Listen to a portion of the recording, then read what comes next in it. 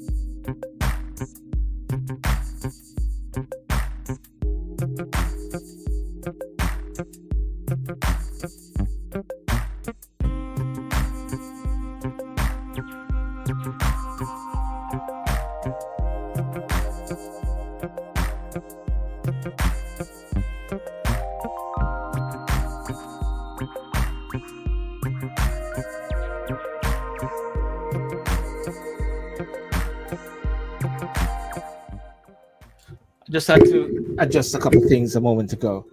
Things were sort of slightly looking a bit off, you know. You know, the topic which I sort of which we sort of coined this evening, and it's a topic which is in the grain of what is happening at this time in regards to Jamaica, and we're going to keep that focus on Jamaica. We're going to keep that focus so much as possible on the the nations, the Africa nations, and so like that. I was listening to something today by Dr. Yuma Johnson, and there was a big question about African American or American African, Afro American, African American, or American African, and Yuma Johnson said he doesn't say Afro American because like you're this Africa is describing the American. You rather to say you're an American African, describing the African, than actually trying to describe the American in a way. And it was very very interesting to think about that at the same time. And you know, a couple of days ago on the 17th of August was Marcus Garvey's birthday, and I was reminded that the high school that I went to in Senton in Jamaica, York Castle High School. They said Marcus Garvey used to go there as well, you know. And I'll have to bring in Mr. Raymond Treasurer sometime to talk about that. That Marcus Garvey used to attend York Castle High School, and I think we are, and the different celebrations which I believe that took place in Jamaica in regards to Marcus Garvey, or a little bit. It was very, it wasn't that very impressive in a sense. I mean to say that I believe very strongly that my country, island of Jamaica, is not a very is not awakened to what's really happening in regards to Jamaica becoming a republic, what's going on in Africa, because I believe that it is so very important that we are attuned to what is happening in Africa, in Niger, what's happening also in Uganda, the West, the influence which is still happening there.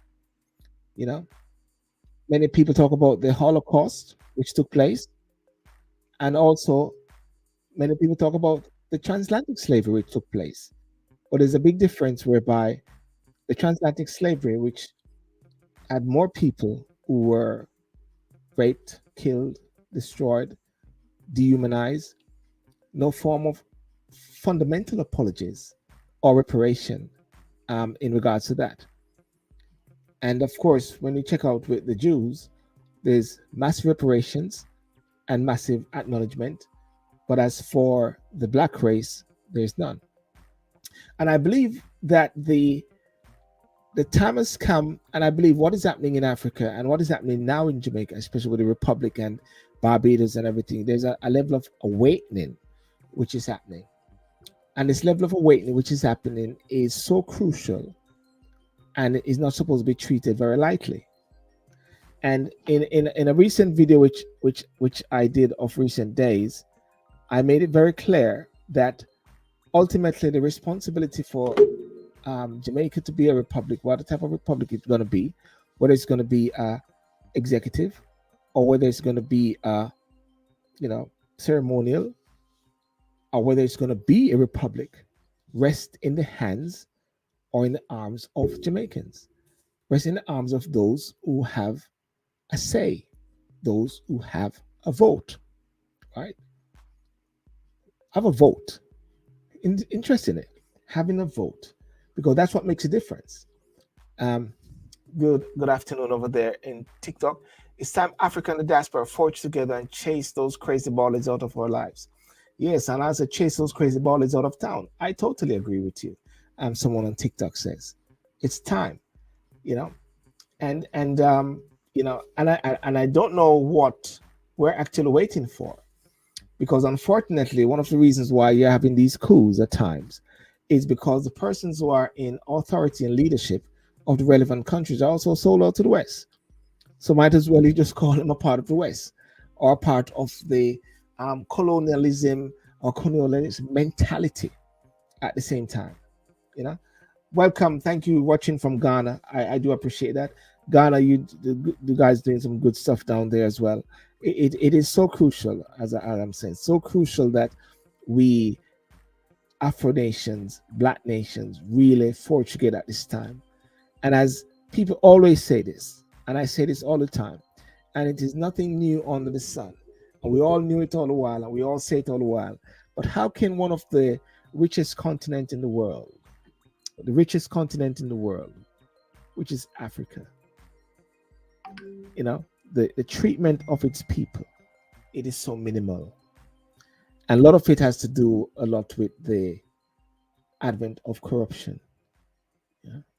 In Jamaica of recent days, what has even been so interesting in Jamaica is that there are 6 MPs who are, it is said, are under investigation for what they call illicit enrichment. Yeah, illicit enrichment. Six parliament, and I've got to be very careful with words here. Is it 6 parliamentarians, 6 persons are charged or not charged or under investigation by the Integrity Commission for illicit enrichment. Please like and share. Please share this video, ladies and gentlemen. I'd appreciate if you share it. I'd be so grateful if you share it. And let me just see something here.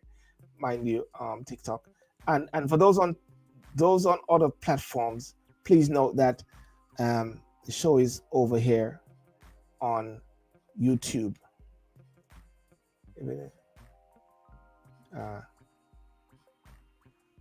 Okay, thanks. Okay, thanks. Just 1 second. I'm just doing something here. Plus. So.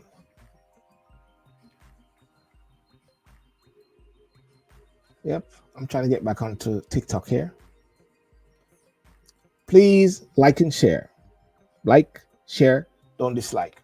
Okay, let me just go back over onto see what's happening here. Yeah.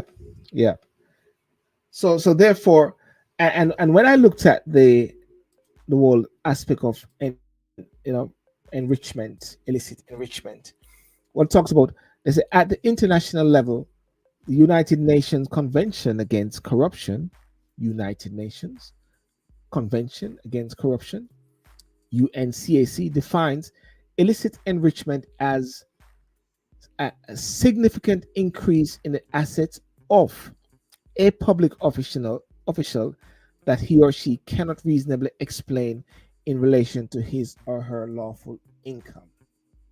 Yeah.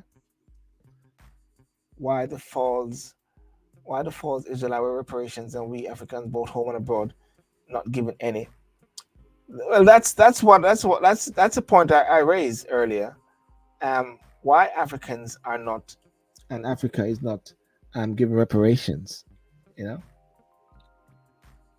At the international level, the United Nations Convention Against Corruption, UNCAC, define illicit enrichment as significant increase in the assets of public officials.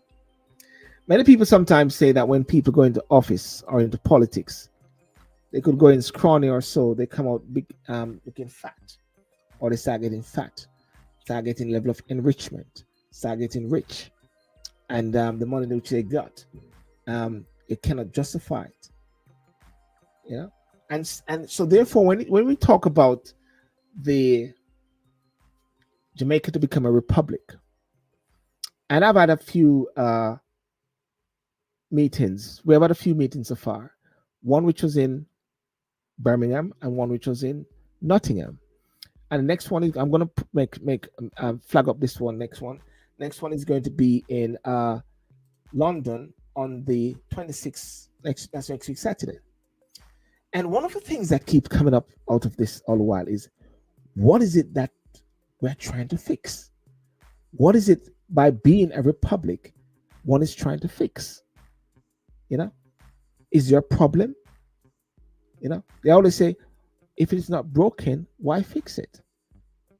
So it is like when someone is hooked on marijuana, when one is hooked on something and one has got to get help, the first thing that they've got to recognize and accept is that they need help. Now, if people don't believe that they need help or don't believe that something is wrong, then guess what? Nothing is going to happen because they do not believe it. And when one was in Birmingham of recent days, and the question was put, do you want to be a republic or not? And the feedback wasn't, like overwhelming to a certain extent at first point. And people were questioning it. And a couple of the workers were there of Asian and African descent came to me and said they were amused or they were confused that Jamaicans are having doubts about whether or not they want to be a republic or not. Now, the big issue about republic is not just the word republic, and I'm going to speak to someone shortly. It's about the whole aspect of what type of republic you want. Is it going to be ceremonial or is it going to be executive? And this has been bantered around for a while, but it's got to be labeled in as much as possible. It's got to be a continuous conversation on this, because the continuous conversation will somehow reach to someone. And as I alluded to, the ultimate responsibility and the ultimate shapers and changers of it, it is not those who will be sitting in a room or the commission committee, but it's going to be the people who are going to be able to vote at the end of the day. Who is going to vote? Because once you vote, but if people don't vote, then you cannot blame the outcome of things.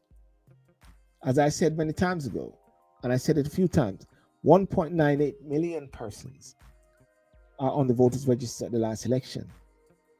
And if my memory don't fail me, if my memory is right, 408,000 voted for the present government. 305,000 voted for the opposition. So when you really check it out, it was 37% of the voters list that came out to vote. 37%. You know, and that is shocking. And can you imagine if that takes place? When you put the whole ballot out there to say, let's go for Republic or not. And we hope somehow that it doesn't go against party lines. You know, a matter like this should not go against party lines. This should be a walkover. The big issue is going to be whether it's going to be executive or it's going to be ceremonial. Barbados, I understand, as we know, is ceremonial. But then I get to understand now that they are going through the process of becoming using their amending their constitution, going through constitutional reform. Constitutional reform is very important. And when someone says, what's the problem is going to solve? How is it going to make me eat more food? How is it going to deal with crime? How are you going to stop gunmen from shooting up the Gregory Park? How is it going to stop? How is it going to get me a better road than a donkey? Because the lady named Donna, what she wanted really was a donkey. No, what she wanted really was a road. It's a road. Road is the key thing. But she settled for less and she got the donkey. Nothing is wrong with that. That is to be commended. How will that change? What is it trying to solve? You know? And I believe, like in the Constitution, when you look at the Constitution, and it is very wordy and not a very sexy subject, and not one which is very exciting at times, but leadership is not so exciting these days. You know, there's a period of time when leadership was exciting, when people could excite the mass. But right now, people are turned off because they believe that somehow leadership is not genuine, leadership is not exciting, and leadership is not telling the truth. Because even in Jamaica, a country like Jamaica, you have something which is called a code of conduct. And it always baffled me, and I'm always amazed by it. If you got a simple code of conduct as how MPs, members of parliament, those in official offices should perform and should operate. And yet at the same time, one side of the segment or one side of the political divide don't feel it is appropriate to sign something which is a code of conduct. The Nolan principles, for argument's sake. You know, integrity, you know, transparency, accountability, genuineness, no enrichment, and all those other things. That's shocking. And therefore, something like the constitutional reform should actually address that. Something like constitutional reform should address that if an MP is caught with his pants down, figuratively speaking, and hands in the cookie jar, directly speaking, literally speaking, one should not have to wait for the leader of the party. One should not have to wait for a parliamentary segment to vote it out. One should actually, you know, there should be some guards of the Constitution. And there's supposed to be some sections or some segments in the Constitution that get these persons out right away. And I think that is so important. And so you thought, recall. There's so many different aspects of it. You know, I'm gonna see if I can. I'm gonna try see if I can do something here, and because da, da, da, da. Please like and share, and feel free to come in. Carlos, um, uh, Mr. IC3 Black, welcome, and I hope you're coming down next week, Saturday, in Brixton. I'd love to hear you. This is not something which is for me. This is something for all of us, and I'd like to hear your comments in regards to Jamaica becoming a republic, and the whole aspect of it that is so crucial and that is so important. I just want to check something here. Uh,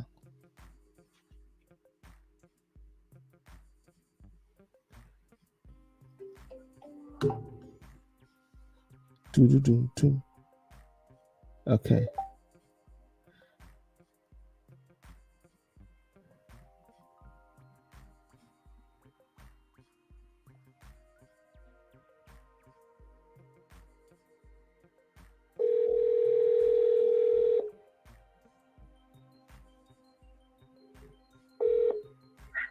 Hello. Hi, good afternoon, Carlos. How are you doing? Yeah, I'm all right. You're good, yes? Yep. Yeah, I'm in downtown Kingston. You're in downtown Kingston, Yeah. and Yeah. So. No, go ahead. No. I'm just saying to you, I've got you on the air now. Okay. As we discussed, yes, I put you on the speaker, and I have you on the air, and Right. and the topic which I have tonight is about Jamaica's Republic move is a game changer. Mhm. It is a game changer, yeah, at a Right. time like this. But the question is, what is the problem? What is it trying to solve? What would you say it's trying to solve? If you can tell us about what your thoughts on it, we can hear you clearly if you got the time there. Yeah, man. What happened is since Barbados moved on the Republican path of removing the Queen as head. Yes. What Barbados did was just symbolic. Now it took Jamaica off guard because we are considered the most advanced politically advanced country in the Caribbean.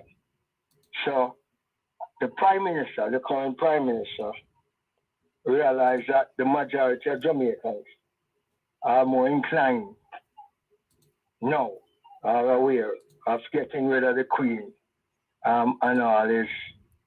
Not all. Our movement want to get all aspects of colonialism removed from the Constitution that was bequeathed to us by Britain. Yes. 60 years ago, right? So he set up a constitutional reform committee, and what they want is to me, based off what I see, is they don't want no direct presidential election. They want to maintain the status quo by just removing the figurehead from the Constitution. That give our people an opening wherein that seize the opportunity and call for direct vote for the president instead of the two dominant party deciding who the prime minister is, because the leader of the party automatically become the leader of the country if the party win the election. You understand? Yeah. So, but the system don't want to do that. They don't want direct vote. And that's what we are clamoring for. And not only we have 11 speakers tomorrow, and most of them calling for direct vote. So what we want is Jamaicans all over the world to join and put pressure because enough is enough. Yeah, we have a constitution that only benefits 5% of the population. The majority who can leave have to stay here and suffer the consequence of that colonial manuscript. All right? Yeah, so that basically what that is. The latest information I read coming from the director of the Constitutional Reform Committee, now they're using the word hybrid. Hybrid. So you see, they're playing words, playing games. Yes. They're playing games, you know. And I know why they're doing it, because if you go direct presidential election, it automatically and objectively destroy the foundation of the whole colonial setup in Jamaica. And they don't want that. Yeah, they don't want that. Because what exists now only benefit the elite and the powerful. Because our people still migrating, and now they even tell them, oh, we're having a job for you, migrate. But you know, there's a certain set of people that is not migrating, which is the people who really enjoy the country, the 5%. They don't migrate.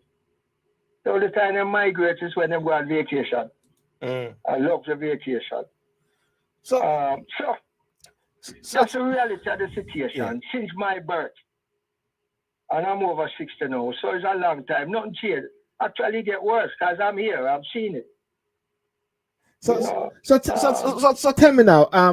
Tomorrow I got your flyer up, and the way forward for our country, Sunday, August the 20th, 23, All Island Conference of Patriots, Jamaica Conference Center, 12 Ocean Boulevard.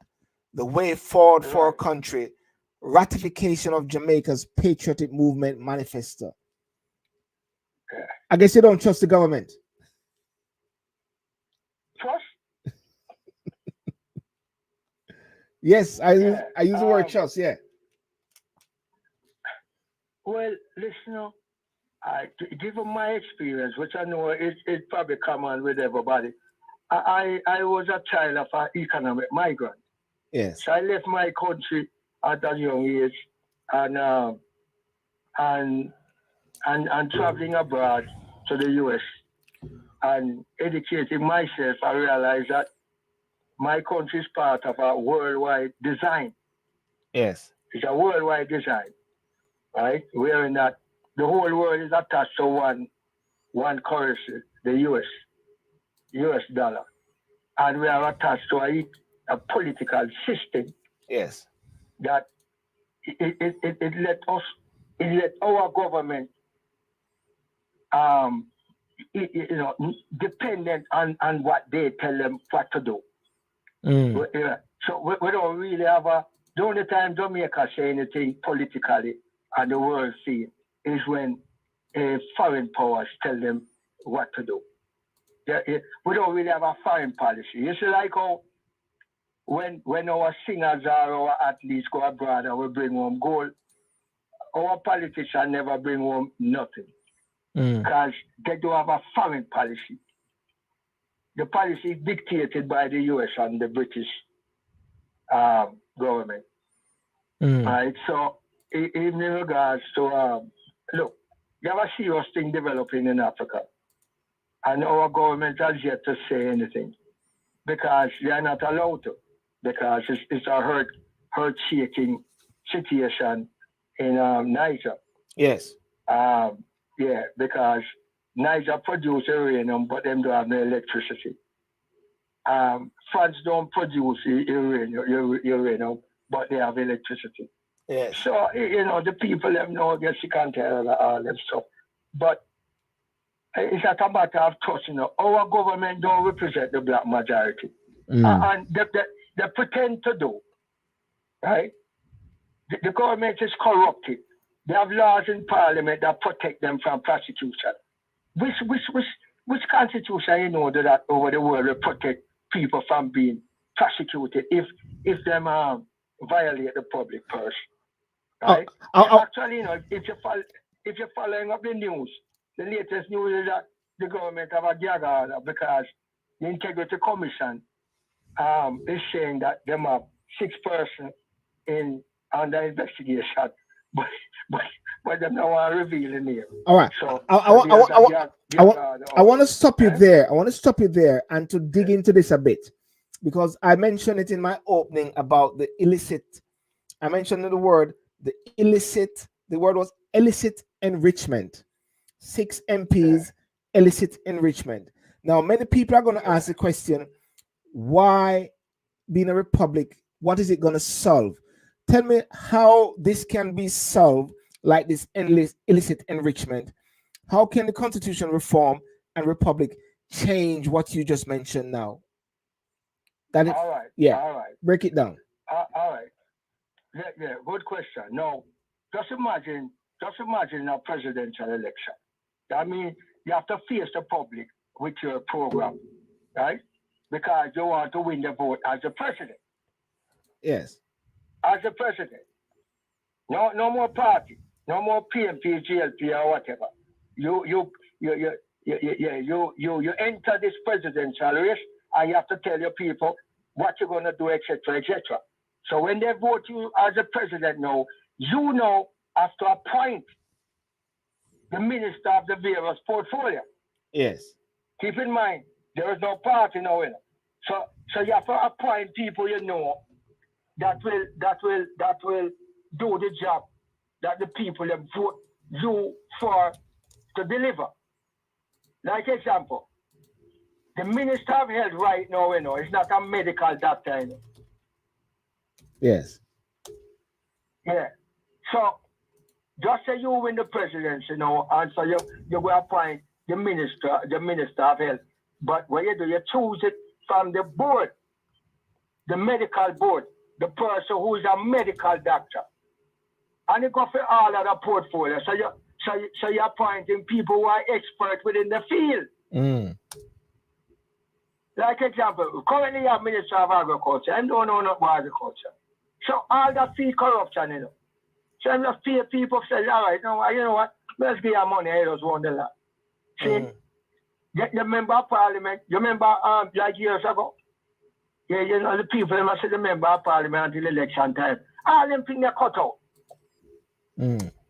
Right? All them things are automatically cut out. Now, our proposal is that you have what they call a right of recall. That means after 2 or 3 years, you have to have some form of accountability. You understand? Yes, Yeah. In other words, a presidential election, a direct vote would be increasing the whole democratic process because now the people would be directly involved in choosing who they want to govern them. yes, Right now, that is not the case because when you study, the prime minister now is about a 30% vote, 20, no, I think it's 27% vote. Or can you call that a democratic process? well, I had Almost 20% of the vote. I had the figures. It was 408,000. He got votes, sir. 408,000, and the opposition 305,000, and the Right? and the electoral list was 1.9 something, and Right. 37%. Now tell me Yeah, percentage. Right. So tell me percentage. 37% of the Right. electoral Right. list voted. So you're Right. right, about 20% Right. or so Yeah. voted for the Yeah. prime minister. Yeah. Yeah. Yeah. So is that a majority? No, you don't have a mandate. You don't. You may have a No, it's political. not a majority. Yeah. Yeah. Yeah. Yeah. But what I'm saying is that after 60 years of independence, right? We have a healthcare system that is in disrepair. You have the agriculture. We import 4 times more than what we export, right? You're not earning any foreign exchange because you're telling us that tourism is booming, but who own the tourist industry? Who own it?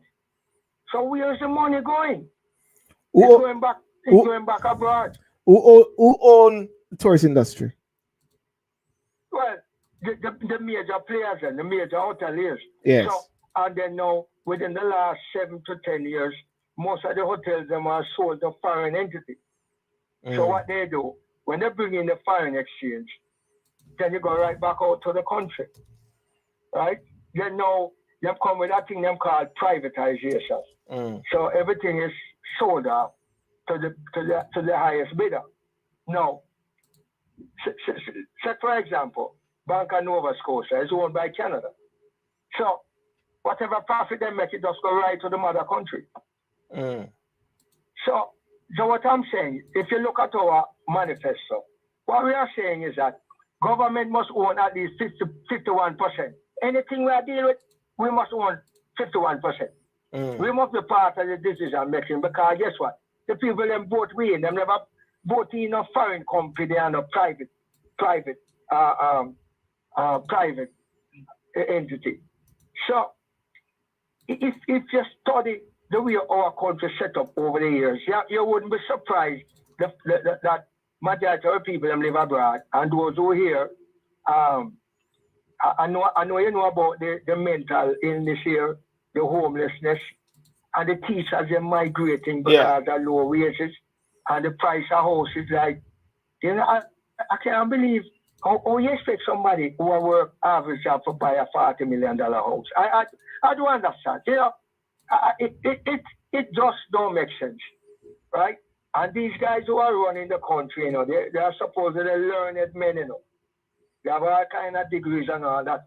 I had called for an audit of all politicians, not just the six where them said suspected. Bring in a forensic auditor and audit all politicians, and you'll be surprised. You'll be surprised that most of them assets is abroad, and a lot of it here invested. How can you have politicians owning business while representing our people? All that must cut out.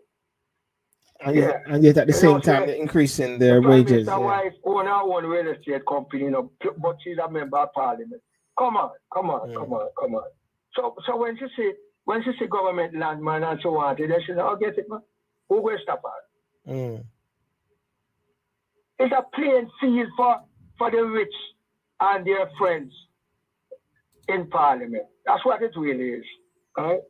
So we need to start talk the truth and stop go around the thing. Yeah, the foundation is wrong. From 1960s, the foundation wrong. My mother did have to migrate, and every poor people will get a chance have to leave, so them can send back money here and help out them kids. Right?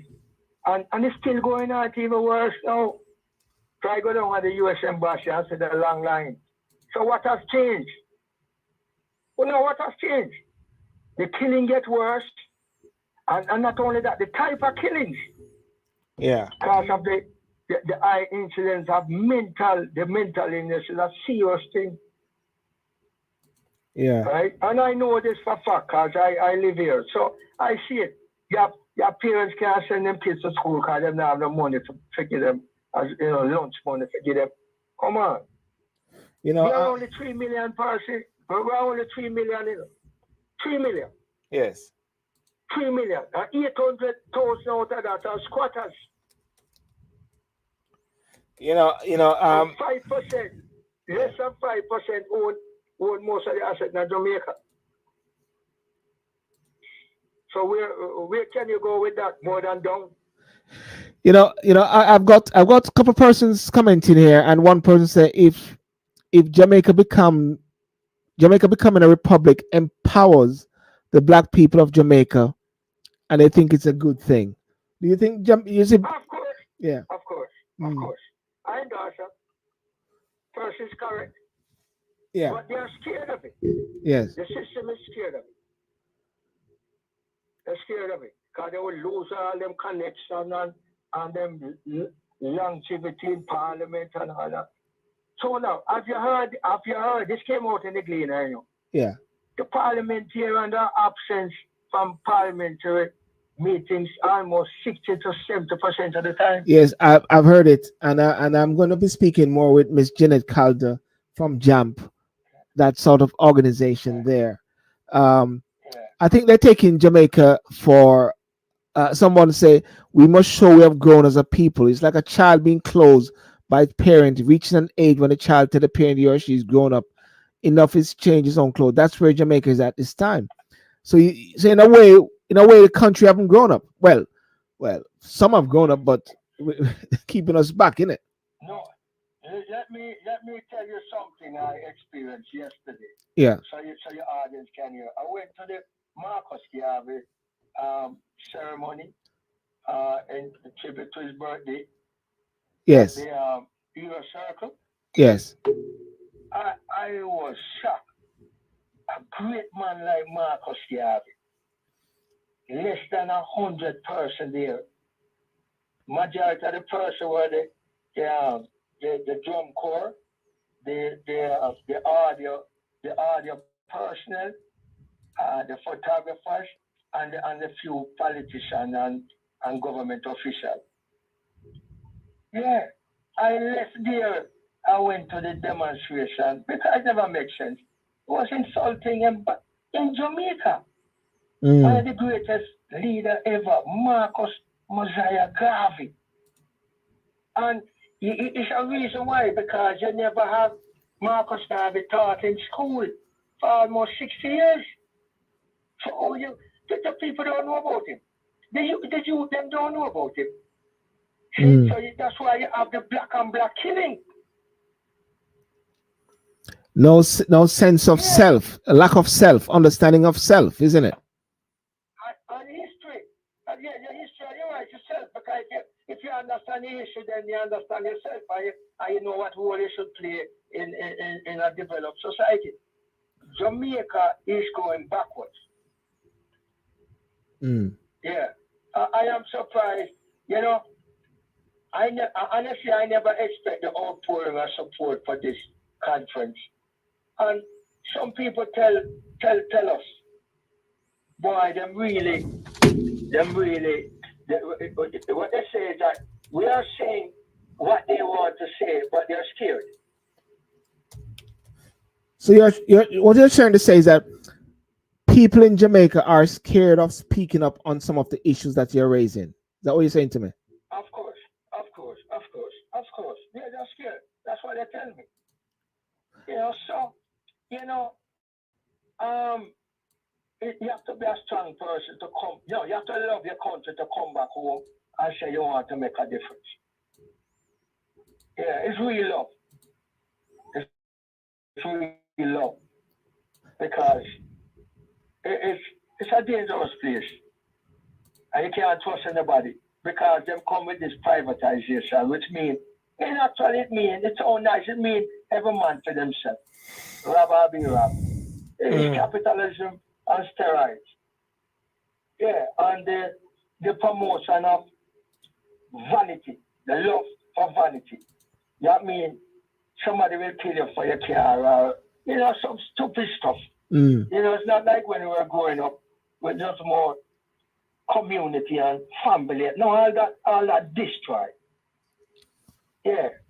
Marriage now is based off money and what you can get and it's a sick place. And it can't go on like this.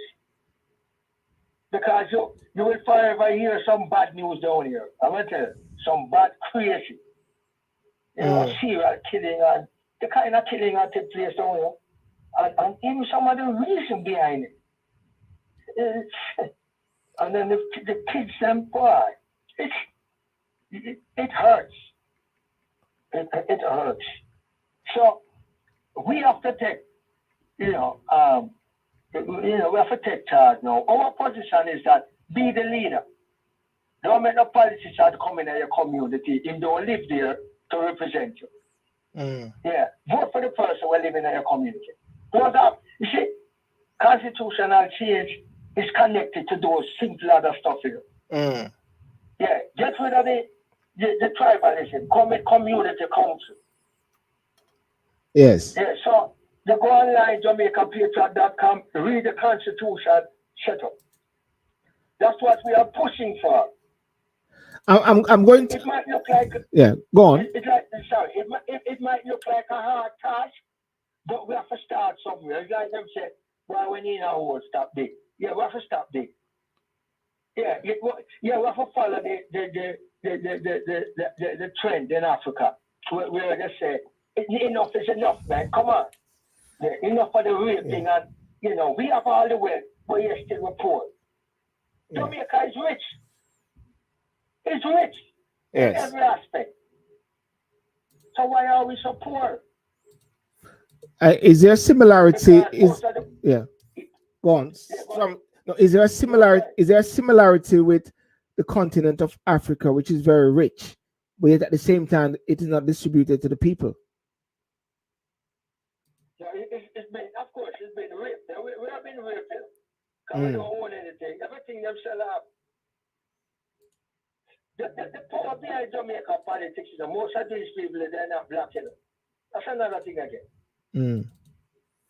Who will really spend the time to study the whole the whole anatomy of our political system? It's only somebody who love them country and see us. The private sector finance both parties, Yes. So whoever win them winning. But if the PNP win, the GLP or GLP people suffer. If the GLP win, our PNP people suffer. Are you trying to say it is swapping black dog for monkey? Is that what you're saying? Either way, either way, it's swapping black dog for monkey. Yeah, because both of them support the IMF. The IMF never worked nowhere in the world. The economic program we have, it has to sign up by the IMF. International Monetary Fund. Michael Manley spoke about it. Every economist of note spoke about it. It went to Africa, it destroyed the whole agricultural system. That's a system that's governs Jamaica. We are in that. Go ahead. Yeah, Mr. Daly, I want to just go over your ratification of Jamaica Patriotic Movement manifesto. Ladies and gentlemen, I'm speaking to Mr. Carlos Daly from the Jamaica Patriot.com, yes? And if you want to know more, go to Jamaica Patriotic Movement. Okay. Is it the website JamaicaPatriot.com? I'm looking at the website. Is the website I want? Yeah. Website is Jamaica Patriot. Yeah. So the website is JamaicaPatriot.com, ladies and gentlemen. You can go to that. And the Facebook is Jamaica Patriotic Movement. And the website is JamaicaPatriot.com. And I'm going to just reflect on a couple of your points here. Platform of our movement. You said removal of the Queen and all attending symbols of colonialism from our constitution. Of course, this was before the Queen passed away. So removal of the monarch. We have seen change. Yeah. And all parliamentarians must reside in a community that they seek to represent. Is that a big thing? Jamaicans are small. Don't they reside in their community? The parliamentarians? No, if they reside there, they would have killed them already. Them not reside here.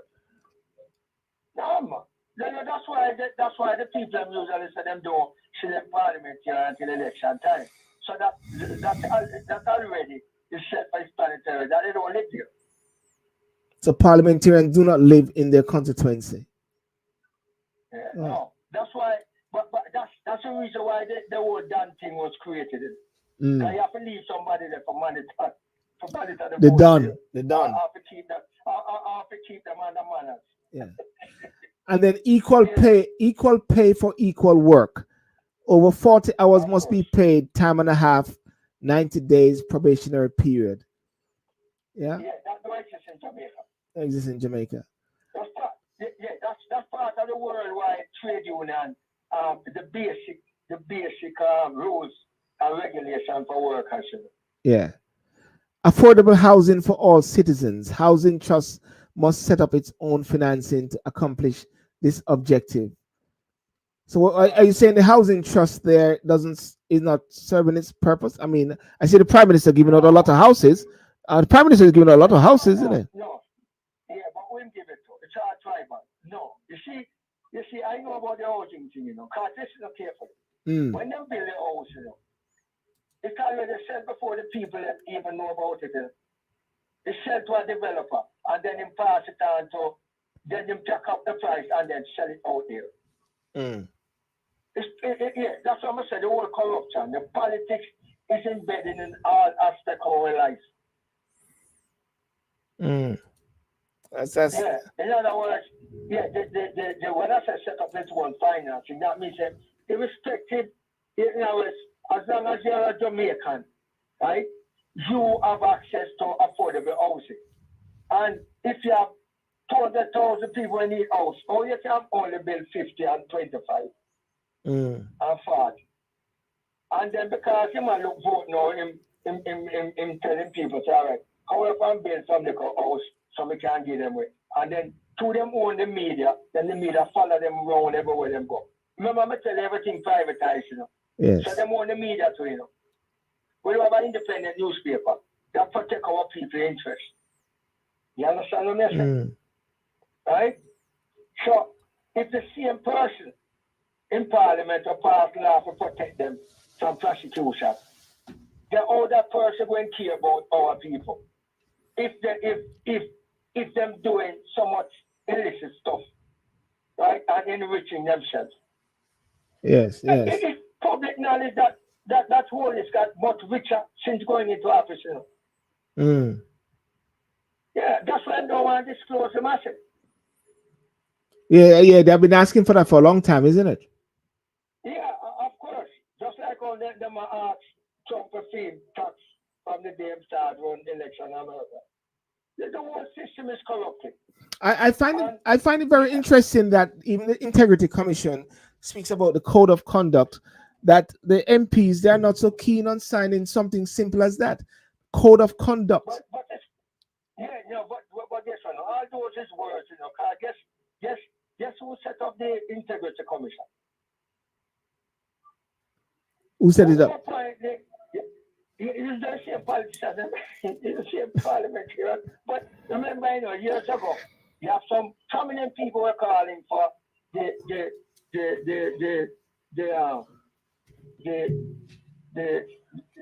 were saying to get rid of the Integrity Commission because they haven't done anything. Yes. The only reason why the Integrity Commission is coming forth, no, they're trying to look like they're doing anything.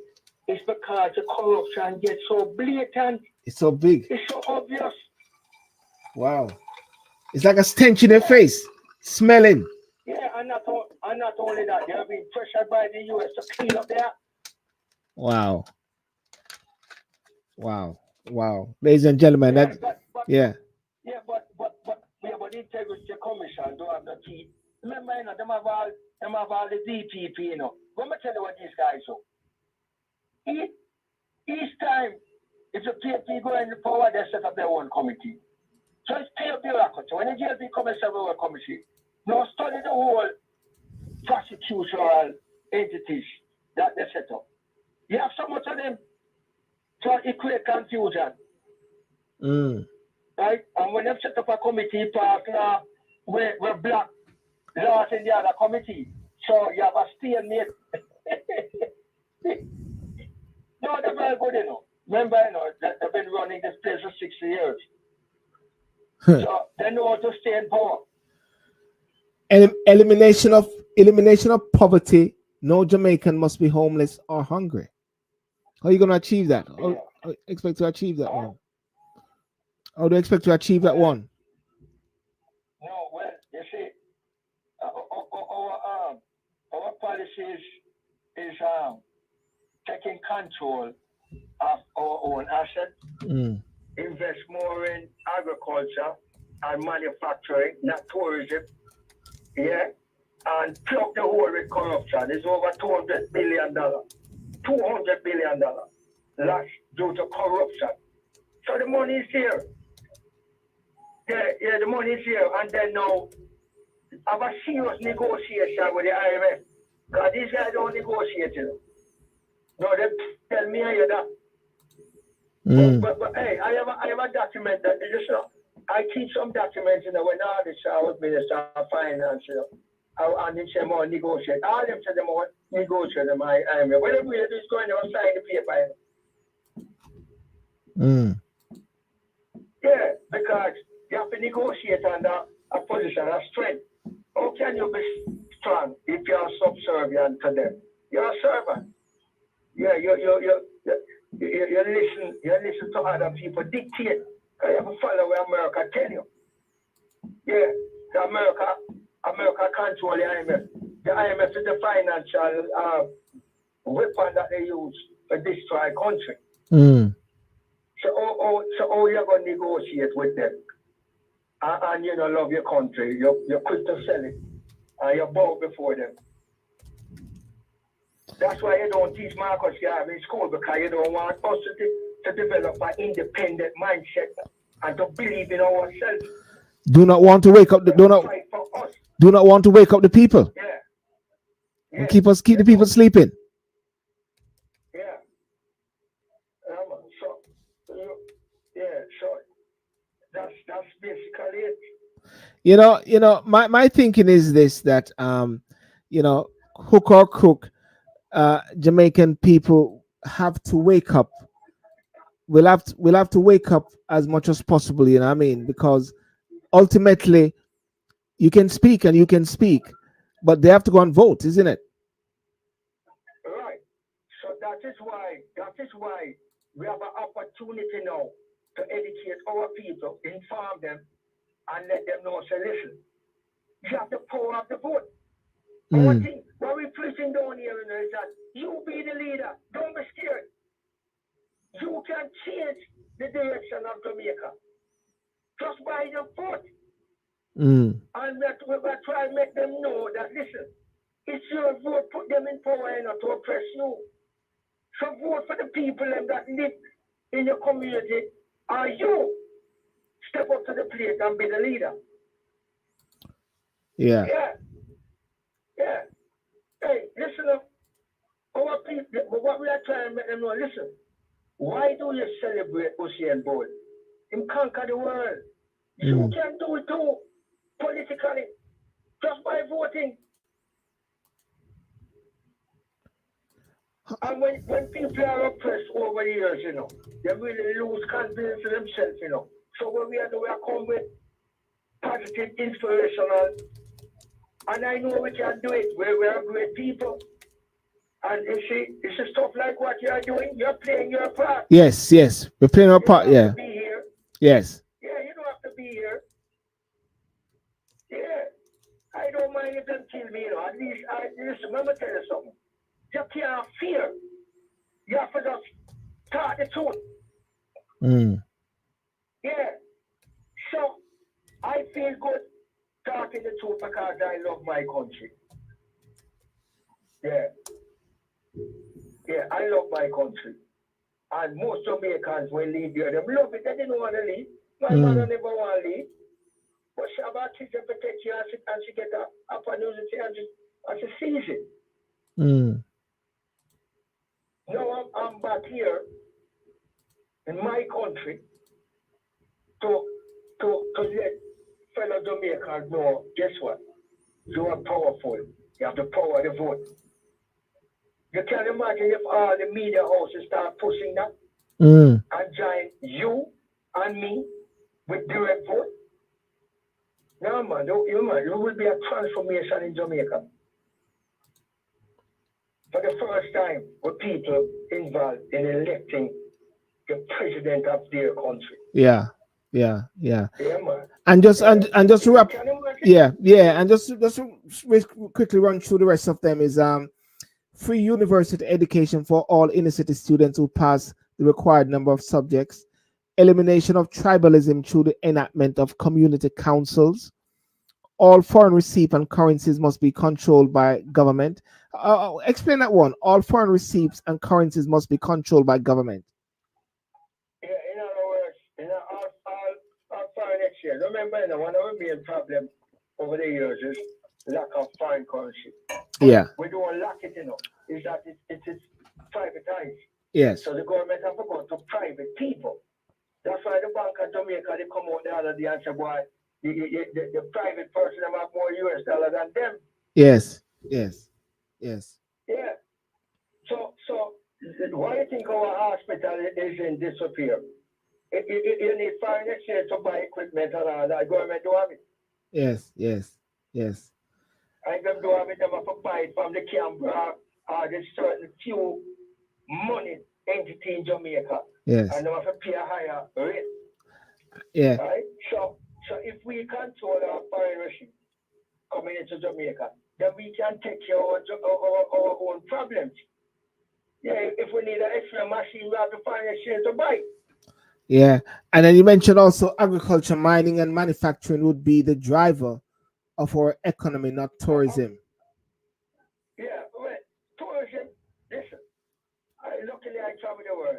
Everybody loves Jamaica, the land and the sea and all that. We don't need much investment in other areas. Yeah. Agriculture, export, yeah, foreign exchange also. Hey, listen to one of the biggest sellers in America right now, are with other foreign countries, is Scotch bonnet pepper, Yeah. because the whole world use spice. Don't look at that simple thing as Scotch bonnet pepper. And then you are Mm. the latest thing now come. Um, I know this guy who is exporting East Indian mango Yes. to America. And when he tell me the problem, I forgot to. We have so much things that we can export. But let me ask you this now. Where's the government in all of this? Yeah. I mean, I know a guy, a friend of Because, mine. Yeah. Sorry. Go ahead. Keep talking. yeah, Sorry. Yeah. no, what I was trying to say is that if you read the IMF manifest, it tells you that the government must not involve in the economic affairs of our country. It must be left to the private sector. The Mm. private sector is driven by a profit motive.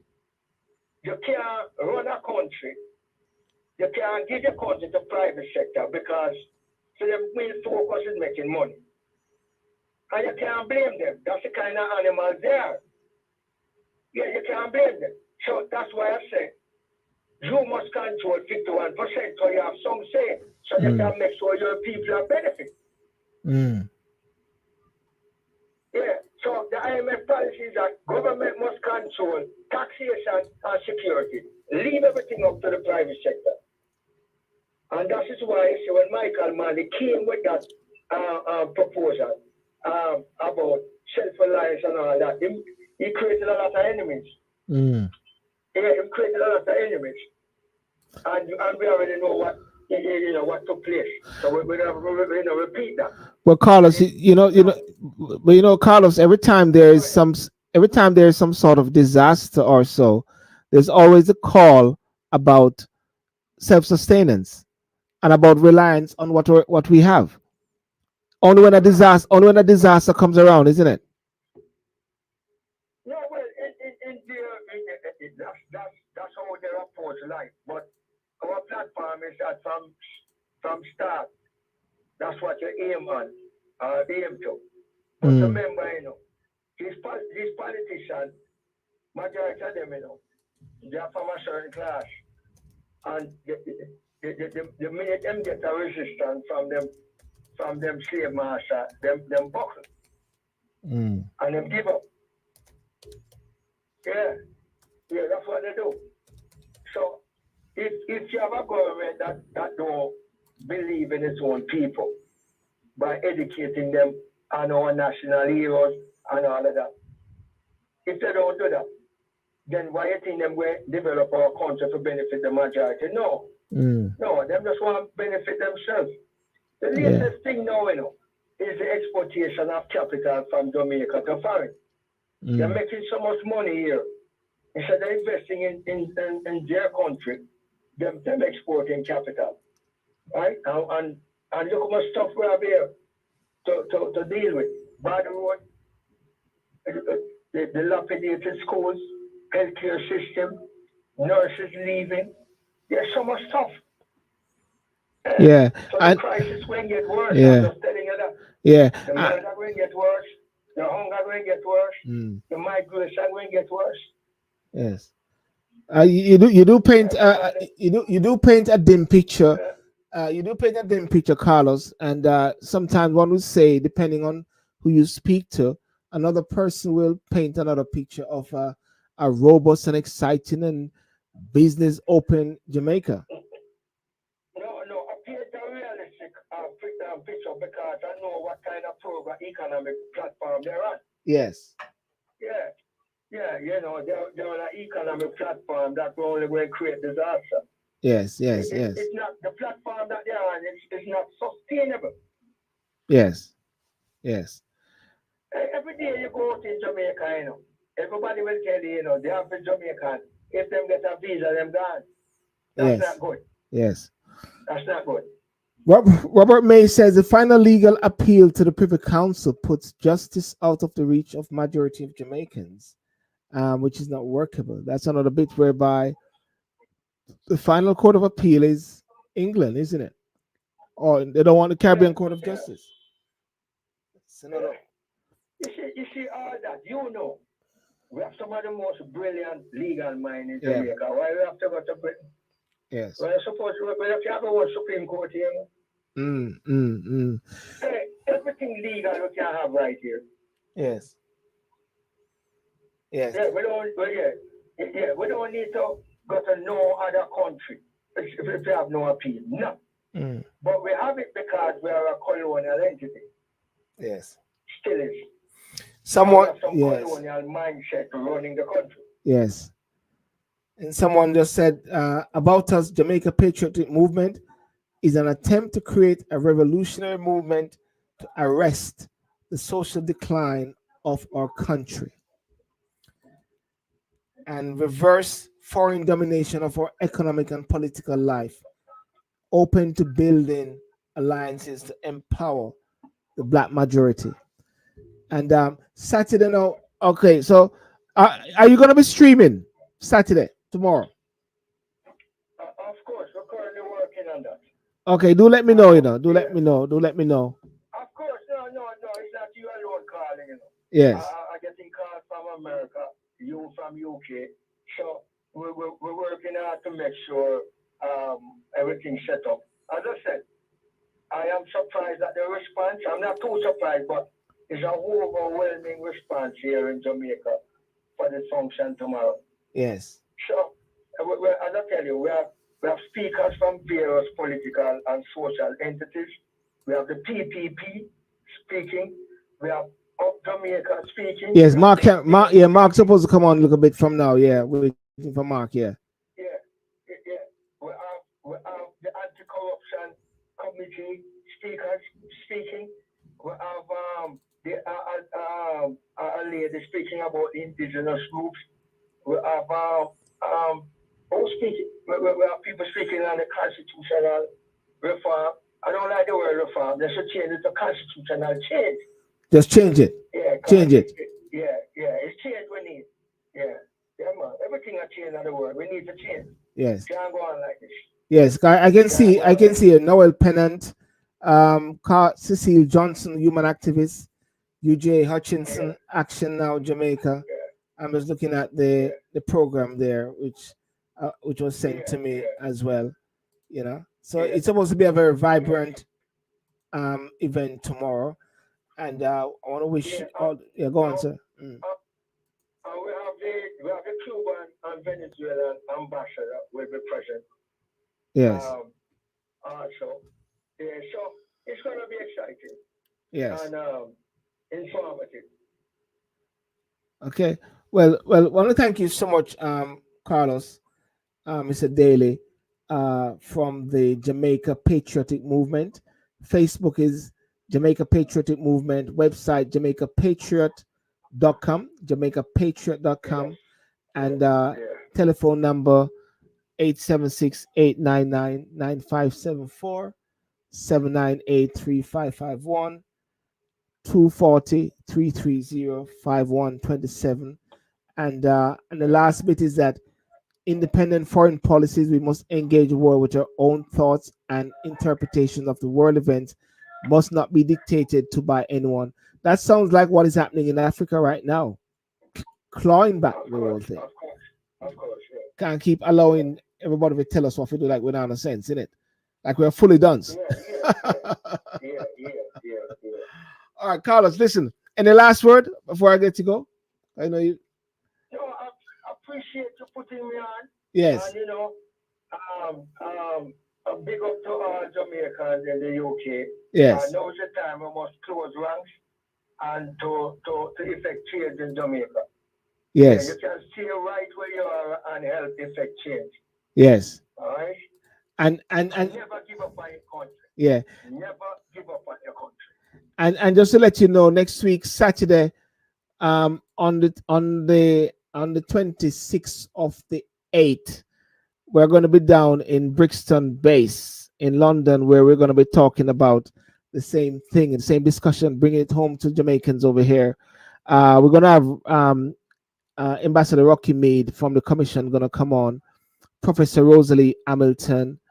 Going to have Matunda McCullough. He was a former public defender in Jamaica. He's here in the UK. Diana Mackenzie. She's a counselor. She's the one who initiating the whole thing. We're gonna have a young person as well, Tara from the Diaspora Initiative, Diaspora Organization, and there's also a Dr. Carlton Brown. He's a businessman. So we're gonna have a panel, and we're gonna get it streamed. I'm hoping to get you small on it as well coming in, and we're hoping to get it Yeah. streamed, sir, and for it to be an interesting one as well, and bringing the discussion over and over. And I believe we got to keep it continuous because we got to make sure that Jamaicans all over the world, even though they may not have a vote, but they may have an influence in the way how we can create the Jamaica that we want, not what a few people want or 14 people want. All right. Yeah, no, well, I'm glad you have a contact. Just send me everything Yes, so I can post it on my Facebook page, all right? I will do. I will do, sir. Okay. All right. All the All right, best. thanks for everything. Thank you very much. Okay, Thank you. take care. Bye bye. Bye Bye bye. bye. Okay, so ladies and gentlemen, there I was talking to Mr. Carlos Daly from Jamaica Patriotic Movement, and they are going to be definitely on tomorrow, and hopefully to get hopefully we get. I'm going to try to see if I can stream it through for them and try to be a part of the process. I believe it's very important that as Jamaicans, as we, and I'll say as we all come together. I always say this on Wanana. The potency of Jamaica is when there's an effective partnership with Jamaicans overseas. And I try to stay away sometimes from saying the word diaspora, because sometimes when you use the word diaspora, it seems like you're in the backside of some desert and they're saying, oh, those in the diaspora. Well, there's a bigger thing than in the diaspora. It is actually Jamaicans overseas with a strong sense of purpose and a strong sense of identity. And that is something that I found out a lot when I came to this country as well. I found out that people who are African descent at some point try to say they're even Jamaicans because they want to be a part of the Jamaican thing. Because there's one thing about the Jamaicans is that they stand up and they're to be counted. So I believe in a situation like this, Jamaicans need to stand up and to be counted for the Jamaica that they want to be and want to see. So as I said, so so next next week, and I just sort of flag it up. Next week you're gonna have the discussion which is gonna take place, and you're gonna have Dr. Carlton Brown there. Gonna have Miss Tara is gonna be around. You're gonna have Professor Rosalie Hamilton, and you're gonna have Rocky Mead as well, ambassador, and different person, and that's gonna be at Brixton House. Brixton House. I was gonna say Brixton Base, Brixton House. And it's very important that you register, and for those as well. Now let me look at some of the comments which was coming up, and I know that Robert May. Robert, I wanted you to come in. I don't know if you wanted to say anything, or I could call you just like how I called. If you didn't want to come in on the live, or even Mr. IC3 Black Reparation Nation, if you want to come in and to share something and share some thoughts, I'm happy to call you in. And because what I want to do as much as possible is to allow different voices to speak on this particular issue than just actually saying it myself. I mean, my views are very clear, and my view is very clear that everyone need to be a part of the process. My view is very clear that Jamaica don't need a ceremonial president. Jamaica needs something an executive whereby one can able to be very effective. Have to decide to stop waste money, man. You know, and people need to be able to feel that they are fully involved and fully a part of the process. You know, for in Jamaica. Um, Robert Mayer said the final legal appeal to the Privy Council puts justice out of the reach of majority of Jamaicans, which is not workable. You know, and I believe um, IC3 Black just regurgitated the event, which is happening tomorrow, which is Saturday, August the 20th, 2023, Jamaica Conference Center, Ocean Boulevard, Kingston, Jamaica, 12 noon, 9 p.m. Way forward for country gratification. Now, there's something you guys might have known, and I'll flag it up. And this is about that new airplane, which is called Norse. Norse. I've been talking about it, and I've been asking some questions about it to see how things are. And I got an update, which is that Norse, which is supposed to be the airline that rivals and put money in your pocket and you can travel to Jamaica. Many people are having their doubts in a way to say that by the time they pay that 400 and something pounds and they start to add on baggage, add on this and add in that, might as well go with Virgin or go with BA. But it says, Norse update says they have pushed back. What it says? They have pushed back their start date from the end of October to the beginning of December. There was a sale on last weekend for a few days where the fare was £480, including luggage and meal. And my colleague said, I purchased a ticket to go on the first flight to Montego Bay from London Gatwick. And I remember this gentleman. He showed me the ticket initially. The one that he got first, it was £479. He said now the price has gone back up to £720, including luggage and one meal to Montego Bay. One meal. Kingston is more expensive than Montego Bay. I do not know why. And he said they do not have. Let me see something here. Hey, okay. You want to come in? Do you understand how to come in? In the show, El Mikel Kodja. I sent you the link. Just click the link and just come in, or let me see. I'll try to come in and I'll see what can happen. Yeah. The airline only started up to 2 years ago. This means that you will have to queue up for checking in, including baggage. You need to get to the check-in early to avoid long queues. In addition, you may have the right size luggage and wait, otherwise they will charge you. Remember, it's a low-cost airline like EasyJet, so do not look or expect luxury at the basic price, which does not include a meal and luggage. BA and Virgin have the same policy of offering low prices, then charge extra for meals, seats, and luggage. Yeah. So all is not well in the camp with Norse, as was said before. But as many Jamaicans always say, they like to stick with the evil they do, and they go with their loyalty of Virgin and BA. But let's see what Norse will come with and how it will play out eventually. Let me see. Here, Mikel, let me see. I'm trying to get someone in. Let me see. To the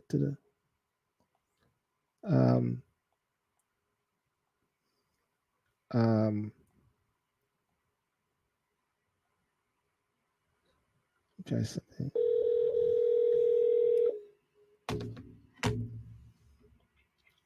Hello? Hey, Mikel, how are you? Yeah, I'm using YouTube. No, you can't. You can't use YouTube to come in on the show, man. Yeah, I link you on YouTube. I'm watching you. No.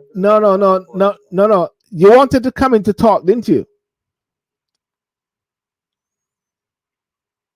Hello? No, no, no, no, no, no, no. Listen to me. Listen very carefully.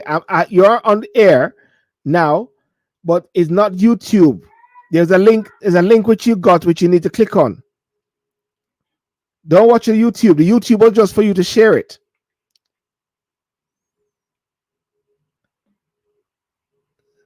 I don't know. Let me just send this back to the gentleman here. I think he got the wrong idea. He's watching on YouTube, but watching on YouTube won't get you to actually communicate unless we did something like what I did a while ago with Carlos. Let me see if I can do Mr. Mark Cameron. Here we go.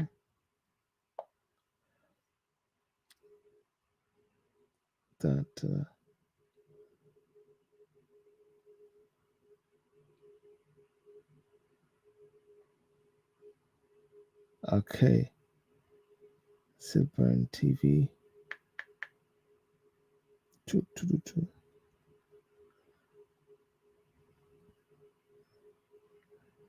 Here we go. Mark.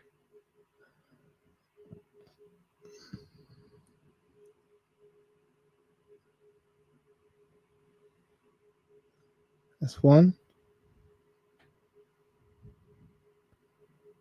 Two. I don't know how to see this person. Here.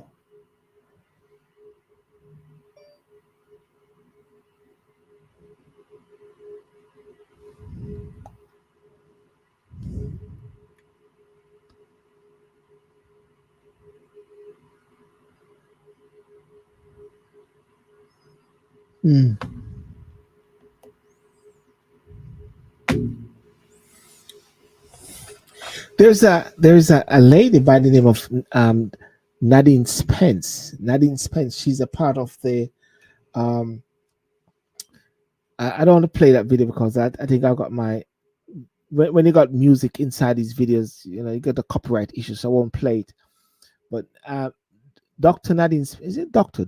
Nadine Spence? She's also on the committee for the commission for the reform. Carlos say he doesn't like the word reform. Change the constitution, not reform it, just change it. And Dr. Nadine Spence said, what she said? I feel like I'm being bullied. That's the word she used. She's being bullied by the commission, bullied by persons in the commission. And I found that very interesting, the fact that she feels that she's being bullied, because that profile and that platform which you have as a member of the commission, that is so crucial, so very crucial, that you're supposed to withstand the test of time and withstand anything. And if she said that civil society is what is actually challenging her, if it is civil society which is challenging her, and she was a part of civil society, beggars belief, really, as to what we're talking about, because you're supposed to withstand anything. If you can't take the heat, one needs to get out of the kitchen as much as possible. And I spoke to a couple of the persons on the commission, and they're not feeling bullied. So I don't know what that is, but being bullied. A commission for a reform, 14 persons with a nation of 200 and nearly 3 million persons. That is something that is supposed to be very interesting, you know. How are you, boss? Can you hear me? Sir, hail Michael. Yes. You hear me live? I'm here now, Silver. Yeah, man. Yeah, man. Yeah, watch me. You suppose if you watch me, if you talk to me. Get Yeah. it? Yeah, I know sometimes it can be a bit confusing there. How are you doing, sir? How are you? I'm giving thanks, you know. There's a lot of rain down here in Savannah Lamar, Westmoreland right now. Virgin, it's better that you're there with the rain than in the Yeah. cold in the Giving UK. thanks Well, for the weather. Yeah, give God thanks for the weather, man. But listen, in the last leg of the last leg of the discussion, tell us about your. We are all on this quest collectively to change this constitution and to change the Jamaica that we have. What's your take on it, sir? Actually, this process was first mentioned 1991. I Mm, remember being a part of that process in that I wrote to the Constitutional Commission at the time, took a letter to him, retired Justice James Carr, which yes. that we should abolish this 1962 document and write a new one based on the Holy Bible, the United Nations Constitution, and the Ethiopian Constitution. He Yes. asked me to get him a copy of the Ethiopian Constitution, which I actually did. And Yes. after giving it to him, he resigned about 2 weeks after. And then about a month or so after, they disbanded the commission. So now this Constitutional Reform Committee started 6 months after I sent to Parliament Mm, a proposed constitution for Republic Jamaica. And the yes. reason why I did this is because the Minister of Sports and Minister of Culture and another parliamentarian, Mike Henry, they both started talking about reparation. And I told them that you cannot be claiming reparation when you owe the colonists, because we have been using from 1961, claiming we are independent. We have been using their Governor General as our head of state, their monarchy rather as head of state, and also all the insignias and the court system, the laws, the language, everything we have been Yeah. using for them. So until we remove them, we cannot justly claim for reparation. I see they're still pressing that case and they're still asking people to come on board. However, I know we are getting nothing if there is anything to get, as long as we sit using their privy council, using their everything. We have to come out of that house first. And the best way to do it is to just throw away that document and write a new one, a brand new one, and we can get on. I call it a bloodless revolution. Mm, And it is geared to create a new and glorious history for ourselves and our future generations that shall increase our self-esteem, dignity, and integrity. These are words coming straight from Marcus Messiah Garvey, and it is in the Declaration of Republic Jamaica in the document that I have proposed. it's very Okay, interesting. this Yeah, is this is the document. that's a document there. Yeah. Yeah. Yeah. It is very interesting. Well, someone can you hear me clearly? Yeah. Yeah, I'm Gary Mayer. Yeah. I must say I have people listening, and someone says wrong. They say you're wrong. Reparation should have come first or along with it. Reparation should have come first or along with it. It's one of my listeners say. Well, actually, the the Legal and Constitutional Affairs Committee, as I said, our ministry was established 6 months after I presented this document to Parliament Mm, via email through the Clerk of Parliament. So yeah. I know they had this document before the Prime Minister decided to form this ministry to deal with constitutional reform. And ironically, they are using the 1991 report as the basis for the transformation. Now, Yeah. on July 14 this year, 2023, I made a presentation to the Constitutional Reform Committee, which is the committee out of that ministry that is Mm, dealing with the constitutional reform. And they invited me mainly because I had been to about 3 or 4 of their town hall meetings, Port Antonio, Portmore, Mandeville, and they invited me. I made the presentation and I told them that we need to just throw out the document. We cannot be following the terms of reference that this corrupt document, we acknowledge it to be corrupt and a flaw. That's why we are changing it. So Yeah. if that is the case, how can we be using the terms of reference that it dictates to change it? To change it. That doesn't make sense. I'm telling them we already had a referendum, 19th of September 1991, where the people voted for us to become an independent nation. But we accepted this 1962 problem that is now giving us more problems, and we want to get rid of it. So I'm telling them we just need a revolution. We just need the 63 MPs to sign off on this document, and we put it into effect and say to English, to the monarchies, so long, farewell, bye-bye. And then we can start looking now at how we're going to deal with reparation But and but get but on with the running of our country. yeah, but when you All right. when you get rid of the Some constitution, things I'm sure you may have read it, but just for the listeners. when you get rid Firstly, can you hear yeah, me? Can you hear me? When you yeah, I'm get rid of hearing the you. when you get rid of the constitution, don't you have something to replace it with right away? Have some people who are No, you're gonna replace it with something right away. actually there's nobody in the island of Jamaica or outside who is involved in the constitutional reform process, who has written a document, as far as I know, like unto what I have written. This is not me boasting about me doing anything. This is about our eternal Father putting the systems in place that could allow me to have this document where it is now. Okay? We have Yeah. had information from many Jamaicans at home and abroad, two distinguished lawyers, Gordon Robinson and Anthony Gifford Casey, plus the Mona, the fifth Mona Law School public law debate was held based on this document.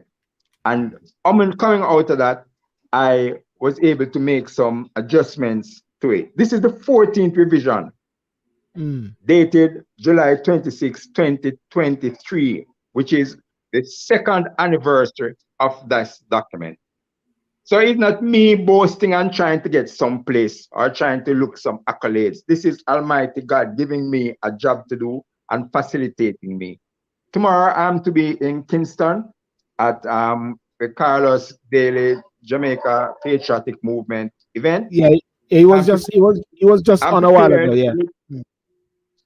Yes? Yeah, he was just on the show a while ago. We just had him a while ago for about 40 minutes. Yeah. Yes, I'm prepared to go there, and I've already sent them a flyer which Yeah. answers all the points that they made in their manifesto out of the document. Like, for example, they're saying we need to have the MPs living in their constituency. That is already inside of this document. They must, for be a representative people, they must live in the constituency for at least 3 years prior to the election. For a senator, you must be living in the county for at least 5 years. These are things that are in it. We vote directly for the head of state, who is called island-wide, that is, and the deputy, who are called the prime minister and deputy prime minister, respectively. Why? Because there's a council of ministers, which are 10, stated. They don't change. No head of state can come and make a change and say, we need a minister of gender. We already have a minister of youth. And youth means male and female, so that covers gender. Simple things like these are answering the points made by the Jamaica Patriotic Movement. Other Yeah. people have done the same thing. All the town hall meetings that I have been to, all I've been hearing are questions and suggestions. Not so much even suggestions, but questions.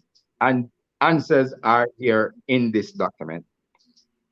Just to emphasize a bit, even that meeting that we had with the Jamaica, with the Constitutional Reform Committee on July 14 at Jamaica House, Minister Malawu Fort made a point that the judicial system that I have put forward starts with the parish court. But this present system has an lay magistrates court, which is is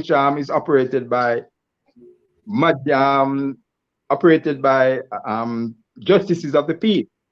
Yes. Yes. I said to her, that is an oversight on my part. So the next revision will include that, which is what I did. I put in a notary's court, which is manifested by 3 notaries public within the parish court system. So that's the Mm, first stage. Another thing that she mentioned was I have put it that we are to start in October 20 or thereabout this year. She said, isn't the time a bit short? I say, yeah, it's short because the first one that I wrote in July 2021, saying that we would start Heroes Day 2021. It didn't work. So I pushed back the date to 2022. It still mm, did not work. Pushed it back again to 2023. And now we're still not going where we need to go to have it implemented this year. So I put it back to next year. So we now have 1 year and 2 months for the entire country to look into this document and see what can work out of it. So those 2 points, which came out of the discussion with the Ministry Constitutional Reform Committee, have been added to the document, the 14th revision. It's not a me thing, it's a we thing, we the yeah. people. But the Can, government seems to have an idea that they want to promote, and they're still working along that line. I'm trying to get them to think otherwise. I made an open letter to the parliamentarians. I sent it to them August 8th. I'm sure they got it. Some of them have already acknowledged they got it. So I asked them to look into the document and discuss it with their constituents and with each other with the view of getting it implemented. This can I is just something. yeah? Can I just ask you, out of all of that, you mentioned about the prime minister and the deputy prime minister and the council of ministers or council of. So you're not really for uh, a president. No, there's no president. So And you're not really proposing for a president or executive president or ceremonial president. That's not your view.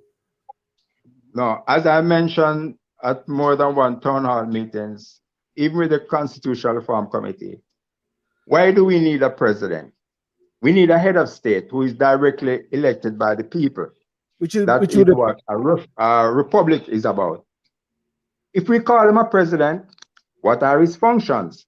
Okay, so we could call him a president. But the rationale is we call him a prime minister because we have a council of ministers. So let us say we have a Congress and we call him a president. Okay, no problem. But what are his functions? The same thing as we have here. I even mentioned that we could make it a real Jamaican document and call him a Don Dada. You or understand? Brogard or Brogard So it's just a Brogard name. too. Yeah, yeah. You understand? The real important thing is what are his functions? How did she come to be in that office? Direct representation from the people, by the people. And 10% of the electorate can sign a petition to the Supreme Court and impeach that any elected officer. And if the impeachment holds up, then that person is thrown out of office and we have a by-election. So Hail Mikkel, so what you're saying then is there's not going to be a governor general or a president. That is gone, and all you're going to have is your prime minister and your deputy prime minister and your council of ministers, and the head of Jamaica would be the prime minister. Yes, the Right. first person. That's it. Yeah, keep it simple. And he's elected nationally. And he's elected nationally. So therefore, Right. he's not appointed by. So therefore, there's not a party structure there. What are you trying to say? There's no party. Okay, you got a JLP, you got a PNP. That's still going to be existence. Yes. Right. He's not appointed. We have no appointed officials except those who are in ministerial positions. Those are appointed, and the judges and such like are appointed based on recommendation and vetting. Okay, but those Yes. who are in constituencies, in the Senate, the counties, and the Prime Minister, they all are elected directly by the people. That's the Yes. idea. That's what a republic is. Having the Prime Minister and the leader of opposition agreeing upon who is to be the rubber stamp, the president, is another policy that we cannot afford, not going forward. Cannot afford it. Okay? Mark Cameron, good evening. How are you doing, sir? Fine, thank you. Fine, thank you. Mark, meet Hale Mikhail Kojo. We spoke about to each other. Yeah. Have you met Mark? Mark has met Hale Mikhail Kojo yet. Have you guys met each other yet? No? No, we haven't, but I like what he's saying. He's saying what most Jamaicans really want, you know? You know, Mark, before you even come in, Mark, I tell you this. I just had a chat with Carlos Daly as well, who you linked me with, and a nice conversation. I'm meeting Hale Mikhail for the first time. Well, we are former schoolmates, not schoolmates, but same school, York Castle High School, you know? And Okay. and what you're actually saying is that there's such a beautiful synergy with everybody wanting the best for Jamaica. A synergy which the differences are so minute, but what is similar is so strong. Do you see that, guys? Yes, I mean, you know, it was quite the collaboration was quite easy because we've been looking on from the outside, looking in and seeing the dysfunction that's going on in the country today. And you know, when you think about the problem, solving the problems, it's a no-brainer. I think all of the political movements are on the same page because there's only one way to fix our problem, and it's to give people the power. You know, not going there selfish or self-centered. It's about serving the people. You can't go in there with this attitude of trying to better yourself and not the people who put you in place to serve them. So, you know, we've all been sitting on the sidelines and looking at what's going on and just hoping that they would make a change, and it's not happening. So it has forced a lot of us, because out of survival, to get involved. Politics is not something that I had in my future. I never thought about politics, but it's self-preservation, man. You know, and the people that I care about in Jamaica. You know, so we have set up an umbrella organization called Up Jamaica to facilitate anybody who wants to serve in their own community. You know, and we hope that the Jamaican people will realize that this is very serious, and if we do not make a change now, I don't know how it's gonna happen in the future, because very few of us actually understand what a functional country is. You know, I mean, I'm not saying that Jamaica's always been a functional country. There's a level of dysfunction, but it's gotten much worse. And Yes. the younger generation is accepting this level of dysfunction, which is really a bad thing for our country, you know. So Yeah. we have to make a change, and we have to do it now. Yeah. Can I just bring in this here? Okay, Mikhail, you're gonna say something first? Go ahead, Hale, and I'll come in after. All right. Mark, you are overseas, right? You're in the diaspora. No, I'm in Jamaica. You sound to me like you're in the diaspora. My brother, you're I'm in Jamaica. Okay. No, he's in Jamaica. Okay. Get my number 1-876-225-1163 or email we the people republicja@gmail.com, and I can get the documents to you. And when you agree upon it, you post it on your website, you share it to their people as much as possible. I want to make one mention. Yeah, but aren't you coming to the event tomorrow? Yes, I'm coming. Well, you'll see me there. Okay, that's good. That's good. Now, I want to say something to Silver. My battery is very low and I may get cut off soon. But this is it. The Jamaican diaspora can vote under this constitution, this proposal. Here's how it works.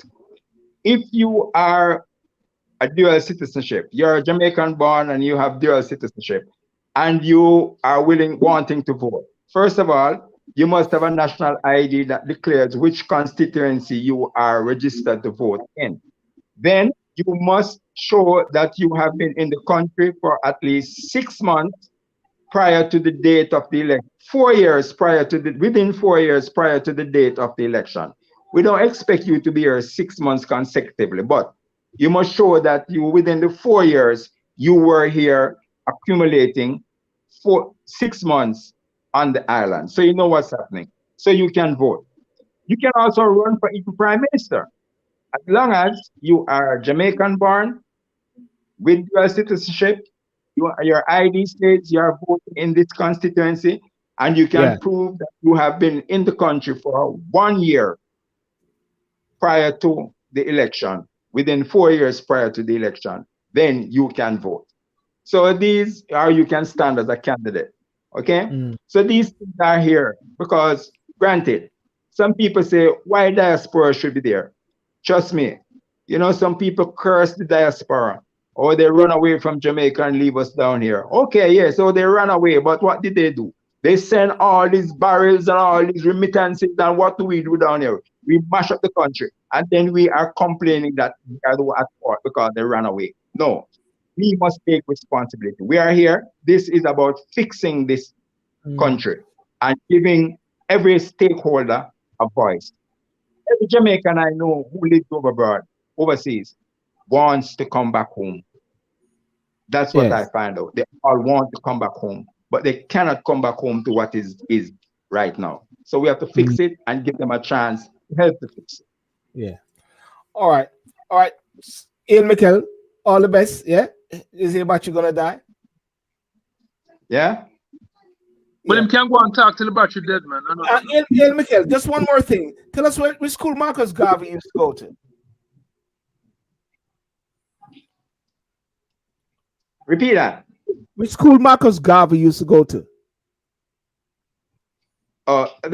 In terms of Marcus Garvey now, the Ministry of Education within the Council of Ministers is mandated to teach the contents of the Constitution, to teach respect, also the works of our freedom fighters and national heroes.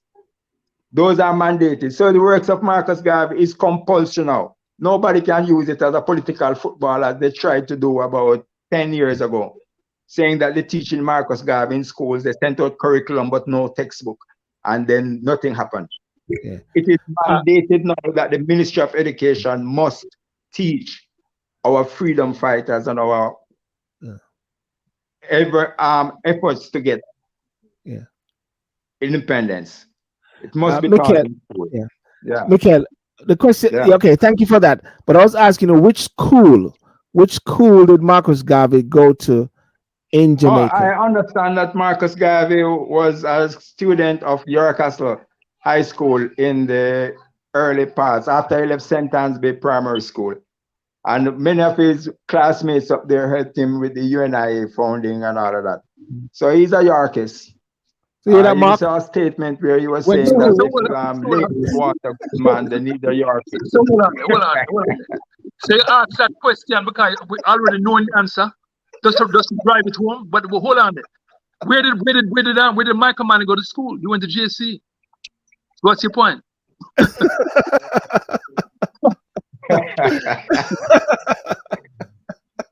Well, it's good to know. It's good to know these histories. To know that these people didn't just come from sky or anything like that. They were here. You know, there are some things that growing up, I didn't believe that. I didn't think that Queen Elizabeth II actually went to the toilet. I thought she was just somebody who was above going to the toilet. Well, listen, I want to ask one question before you're about to go or anything. But while Mark is here, there are 6 MPs, it is said, in Jamaica. There's an illicit enrichment allegation or investigation going on. Yeah, what's your take on that, Mark? They gagged them. I'm surprised. Okay, whoa, Mark, stop before you go there. Many people are asking the question, what will the Constitution change do? What can it solve? can it solve a problem like that? Yes, because one of the first things we looked on in putting together our internal constitution and the one that we're proposing is that it if you're planning on getting rich in our government, it's not going to work out for you because we've looked on all the checks and balances. Was one of the things we focused on. The ministers have too much power and not enough oversight. So that's the first thing we looked on in putting together a proposed structure for the government. If you have when we talk about voting for the prime minister separately than the leader, than the leader becoming the prime minister, it allows Jamaicans to make a decision who they want the leader to be. And this person is not just the party's president, but a president of the people. Everybody gets a chance to vote for this person who wants to lead our country. Now, I didn't get Michael's full details on his constitution, but of Jamaica as an elected president, there's no need for a prime minister. We believe in elected Senate, elected DPP. Each senator or MP must live in the constituency that they serve. The president's cabinet cannot be government ministers, but persons who are validated by the elected Senate based on meritocracy, based on their ability to manage that portfolio. So you're not gonna use somebody who in agriculture and put him into manufacturing or whatever, you know. So it's a system that it has a lot of checks and balances, and you're not gonna have that kind of corruption, especially with a DPP that's elected by the people. The DPP has to represent the people and not a political party or a president. That's why we believe that the DPP should be elected. Yes. So it's not going to happen. I don't see that happening in a government like that. Hale Michael, what's your take on the illicit enrichment of MPs and the allegation and the gagging them? These are supposed to be representative of the people. That's the word we are talking about now. It's an allegation. The Integrity Commission says they are investigating. So I'm waiting for them to give a report as to their findings. At that time, I'm sure they will be naming names, because you cannot have a report that says, oh, we investigated 6 people and we found 5 of them guilty, and you don't name who the 5 are. So I'd rather wait until that time. But in terms of the Integrity Commission doing investigations because they got wind of something, that is above board. That should be done. So why would you want to name the fire brigade officer who alleged apparently rape a 14-year-old girl, and he's not in court as yet, but his name is splashed all over the papers, and yet the MPs who are being investigated for illicit enrichment are keeping quiet and silent, and nobody can know who these are. But yet at the same time, the standard should be higher for MPs, accountability, and isn't the same thing? Come on, are they different? Well, they think they're different, and they're treated differently. There's a person that I'm not going to name, who has been charged and he's walking around for the last 7 years. So they are different. If a person were to steal, a regular person were to steal a couple $1,000, they'd be in prison. They'd be charged and jailed. While a government person is walking around, we are denied justice. He's denied justice for the last 7 years. So judicial reform is very important in ensuring that people walk the straight and narrow. Government has gotten a blight, so to speak, because of who put the prosecutors in place and lawmakers not following the law. When lawmakers become lawbreakers, that's a big problem, and that's what's going on today. They act with impunity. They act as if they're untouchable, and it is shown that they're untouchable because people are walking around charged and nothing happens to them. I think they're waiting for us to forget what the charge was about, and they sweep it under the rug, which is unfortunate. Well, someone just said, Silver, there's a big difference. The fireman was charged. So far, none of the 6 MPs are just under investigation. Huge difference.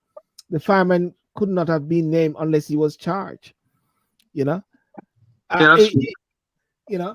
but everybody's asking for these MPs to be named. I believe I think they should be named actually.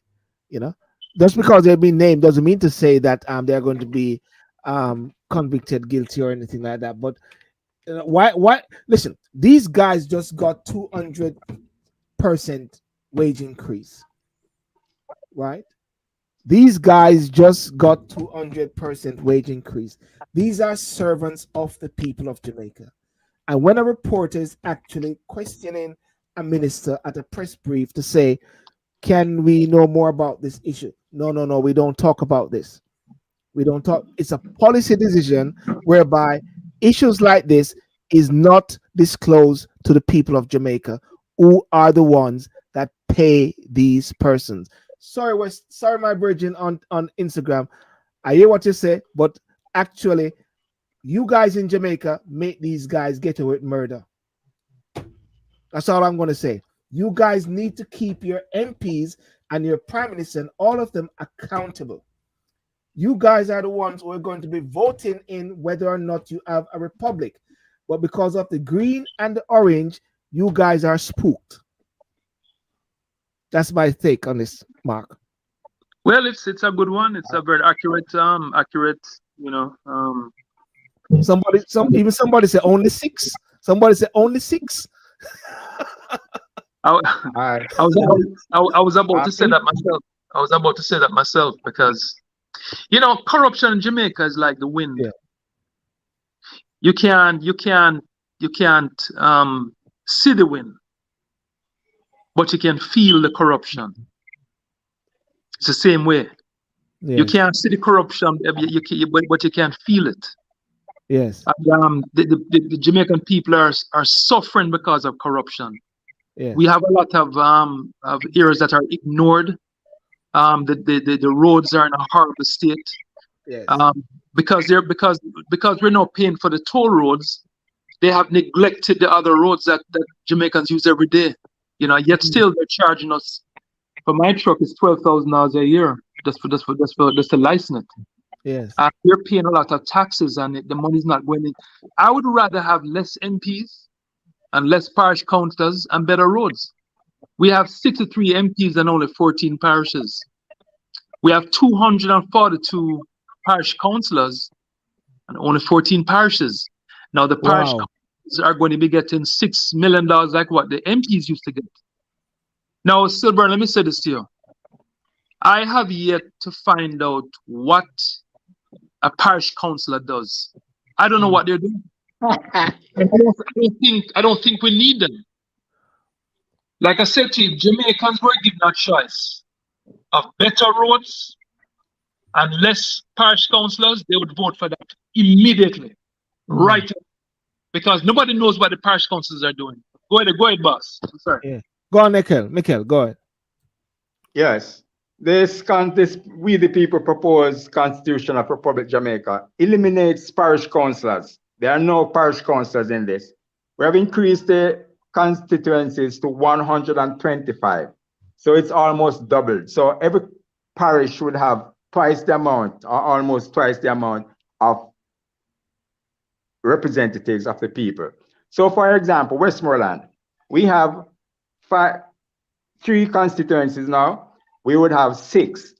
And then we still have a municipal council, which is manifested by the 6 members, representatives of the people, who sit in the House of Representatives, 2 senators from the county, because we have 43 senators shared among the 3 counties proportionately, but at least 2 for each parish, one of whom is the chairman of the municipal council, and one of the representatives of the people is the vice chairman.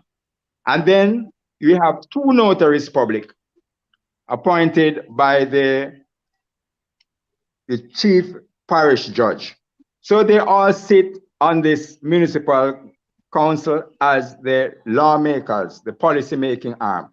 They employ managers, a manager, a secretary, and a financial controller and other technical people, just like how it happens now.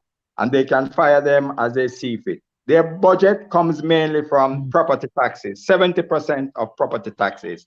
The other 30% is remitted to the central government. However, they can raise funds outside of the country and even inside, based upon Article, I think, 78. And if they also need more funds, they could apply to the central government, and the Prime Minister could give them whatever they need based on recommendation. So that is how the municipal corporation for each, or council for each parish would work.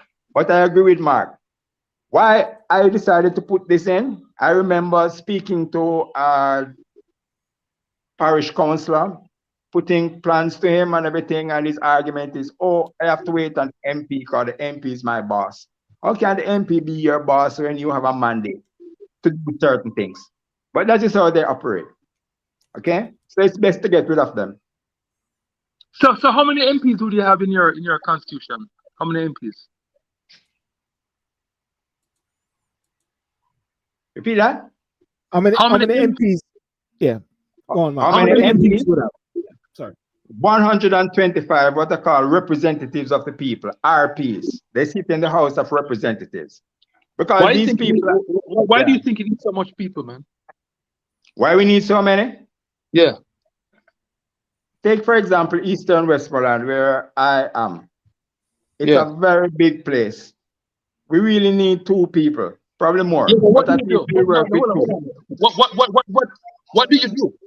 What is there to do? What's your job function? What's your job function? Is to give them a smaller area to work with. No, but what is there to do? What is there to do in that constituency? Why do you need so many people? What is your job description? Why you think you need that many people?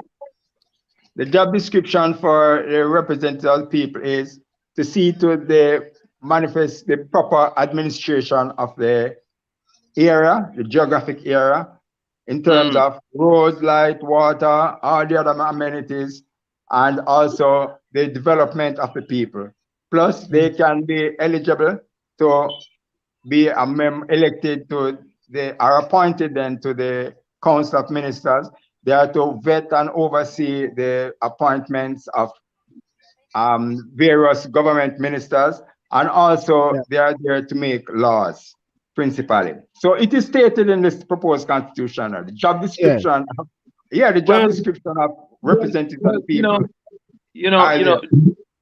They have, let me tell you something, brethren. I mean, this is, an MP job is a part-time job, brethren.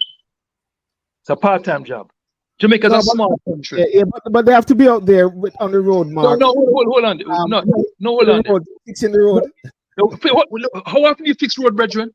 I'm just winding you up, Mark. If you first of all, if you ever do anything with the power of Jamaica government, you will be bonded. And if any pothole come up after you fix the road, it come out to your money. You are going to fix that road and give us guarantees on that road. It don't work like that on the Jamaica government. And what you're talking about is parish council work. What an MP is supposed to do is to try to improve the area by maybe going out of state, going out of the country to bring business into the community. But you don't need a social worker as an MP. There are too many of them right now. All you need is the maximum is 20. You don't need no 100 and no 63. That's way. We're paying for representation we don't need. If people are Actually, effective and do a good job, if people are effective and do a good job, you can have one MP run Cornwall, one run Middlesex, and one run Surrey. It's not a big deal, brethren. It's not a big deal. Okay? I hear you. However, comparing the 1962 Constitution in respect of senators and representatives of the people with what I have proposed, we find that we are saving almost 300 people. We're getting rid of 300 people out of the bureaucracy, and we are getting better administration because there are job descriptions now. But like I say, it's a proposal, so everybody has an opportunity to look into it and to say how best we can come to something that is agreeable to all of us, or the majority of us, so we can move forward. There's also a clause for amendment. So well, let's talk about tomorrow, because that is I'm very fiscal responsibility. I'm very fiscal responsible. I'm fiscally responsible. Yes. Yeah. And I do not play around with government money, especially. I would not play around that. You spend what you need. You don't spend money because you have it. These people spend money like dog have fast teeth, and when dog have money and buy a fast teeth. Them just spend. Another thing, Mark. I describe this constitution as requiring a mentally emancipated way of thinking. It is not connected to European standards of law. And this foolishness that we have down here in Jamaica that we are working with now, where people are allowed to be corrupt, that doesn't work under this constitution. So we have to look into it. When we're talking about these systems that I proposed, we have proposed here, we must not say, oh, it will allow criminality to go ahead. No, that's not it.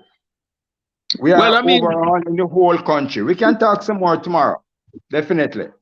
Yeah, I think we need to keep the conversation going. Yeah, I think we need to look on what we're producing. Jamaica's not producing very much. So we have to look on the size of government.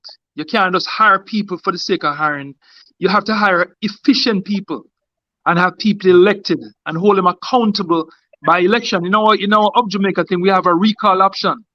So if a person is not doing the job, they have to come out.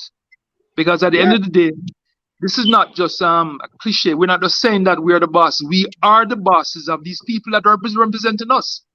And we're putting the power into the people's hands. We're not going to tolerate these people coming and do what they want to do. No, that's not going to happen. You see what Mark is saying. One second, what Mark is saying, and what I believe that people need to recognize is that they are the boss, and they are the ones that actually run the show. And we have to wake up people to recognize that and to understand that that is the case. And even going back to the gag order, someone just said in Jamaica, person under investigation. Listen to this, and try to answer this one properly. In Jamaica, a person under investigation cannot be named, and that's the law. Is that correct? A person under investigation cannot be named. I thought people, they always get named all the while. Wait. Well, you know something. If a person's on investigation, shut him out. I don't want to hear about it. Yes. When they're charged, let us know about it. These people like to just talk and give an impression that they're doing something. Okay. If they are charged, you talk about it. If they're on investigation, it doesn't keep your mouth shut like everybody, like every other law enforcement